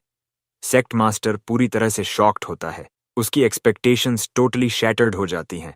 यंग मैन बीस्ट की ओर मुड़ता है और कहता है कि उसने काफी शो ऑफ कर लिया है और अगर वह अब नीचे जाता है तो उसे कोई रिग्रेट्स नहीं है। क्रीचर फिर पर्पल एनर्जी के एक स्पिनिंग ब्लास्ट के साथ काउंटर अटैक्स करता है। बीस्ट एक पावरफुल एनर्जी बीम लॉन्च करता है। वॉरियर्स अपनी लाइव्स को गुड बाय कहते हुए रोते हैं। अचानक एक पावरफुल फीमेल वॉइस पूछती है, what kind of demon dares to act so recklessly. Creature एक अजीब तरीके से फ्लोट होना शुरू हो जाता है और अचानक क्रीचर एक्सप्लोड हो जाता है, सेक्ट मास्टर और उसके डिसाइपल को एक्सटैटिक छोड़कर। ओल्डर ब्रदर महिला के क्लोथ्स को रिकॉग्नाइज करता है। बीस्ट डिफीटेड हो जाता है। दोनों मिस्टीरियस वुमन को देखते हैं। वह मुड़ती है और पूछती है कि 2 वीक कल्टीवेटर्स अपने आप इधर उधर क्यों भाग रहे हैं। ओल्डर ब्रदर फिर शॉक में इशारा करता है और चिल्लाता है कि वह 4 थंडर सेक्ट की 3rd एल्डर है। महिला उन्हें डिस्डेन से देखती है। फिर महिला कुछ नोटिस करती है और एक पल के लिए सोचती है। उस पर डॉन होता है। महिला के आसपास हर कोई भी इसे रियलाइज करना शुरू कर देता है। महिला को कोल्ड स्वेट आने लगता है और वह खुद को काम डाउन करने की कोशिश करती है। ओल्डर ब्रदर और उसके मास्टर भी अपना कूल बनाए रखने की कोशिश करते हैं। फिर महिला और अदर मास्टर्स सेक्ट लीडर और ब्रदर के पास आते हैं। फिर वे एक दूसरे को घूरते हैं। एमसी के ब्रदर को देखकर उन दोनों के चेहरे पर एक स्ट्रेंज लुक होता है। वह उन्हें घूरते हुए नोटिस करता है और वंडर करता है कि वे उसे ऐसे क्यों देख रहे हैं। ओल्डर ब्रदर की आंखें ट्विच करती हैं और उसका एक्सप्रेशन अधिक सीरियस हो जाता है। एल्डर उसकी गेज से डर जाती है और सोचती है कि वह एक ट्रू सोर्ड एक्सपर्ट होना चाहिए। आइस को तोड़ने की कोशिश करते हुए एल्डर स्टैमर करती है, पूछती है कि वे यहाँ क्या कर रहे हैं। सेक्ट मास्टर उसकी अचानक पोलाइटनेस से कंफ्यूज्ड होता है और नहीं जानता कि कैसे रिस्पॉन्ड करे। एक डेस्परेट लुक के साथ वह जवाब देता है कि कुछ नहीं था और वे बस टेकिंग अ स्ट्रोल कर रहे थे। ऑकवर्ड साइलेंस हवा में भर जाती है। फिर लेडी नोटिस करती है कि सेक्ट लीडर का रोब टोन है। वह पूछती है कि क्या वह इंजर्ड है। फिर वह उसे एक स्पिरिट पिल ऑफर करती है, कहती है कि यह उसके वुंड्स को हील कर सकती है। वे दोनों डम फाउंडेड होते हैं, चिल्लाते हैं कि पिल एक्सट्रीमली रेयर है। ओल्डर ब्रदर उसकी काइंडनेस पर सस्पिशियस होता है और मास्टर को बताता है कि कोई ना कोई कैच जरूर है। वह ऑफर के लिए उसे थैंक करता है, लेकिन कहता है कि उनके पास अर्जेंट बिजनेस है और उन्हें लीव करने की आवश्यकता है। जैसे ही वे जाने वाले थे, लेडी के डिसाइपल्स में से एक उन्हें रुकने के लिए चिल्लाता है। ओल्डर ब्रदर इसकी एक्सपेक्ट कर रहा था और मन ही मन सोचता है कि उसे पता था कि कोई कैच है। फिर वह पास आता है और कहता है कि वह मास्टर से एक क्वेश्चन पूछना चाहेगा। डिसाइपल बाउ करता है और पूछता है कि वे ऑफ द सोर्ड का ट्रू एसेंस उनमें से किसे बिलीव करना चाहिए। सेक्ट लीडर स्पीचलेस होता है और वंडर करता है कि यह किस तरह का क्रेजी क्वेश्चन है। एक कॉन्फिडेंट स्माइल के साथ उसका पैसिव स्किल एक्टिवेट होता है और वह कहता है, दैट्स एन एक्सेलेंट क्वेश्चन। वह अपनी पीठ फेरता है और कमेंट करता है कि उसने राइट पर्सन से पूछा है। मास्टर पैनिक करता है और डिसाइपल को होल्ड बैक करने के लिए कहता है, क्योंकि वे एक मेजर सेक्ट से हैं। एक ब्लेड ऑफ ग्रास पकड़े हुए वह डिक्लेयर करता है कि this is the way of the sword. Elder का समूह हमारे ओल्डर से निकलने वाले इमेंस ऑरा से डर के मारे कांप उठता है।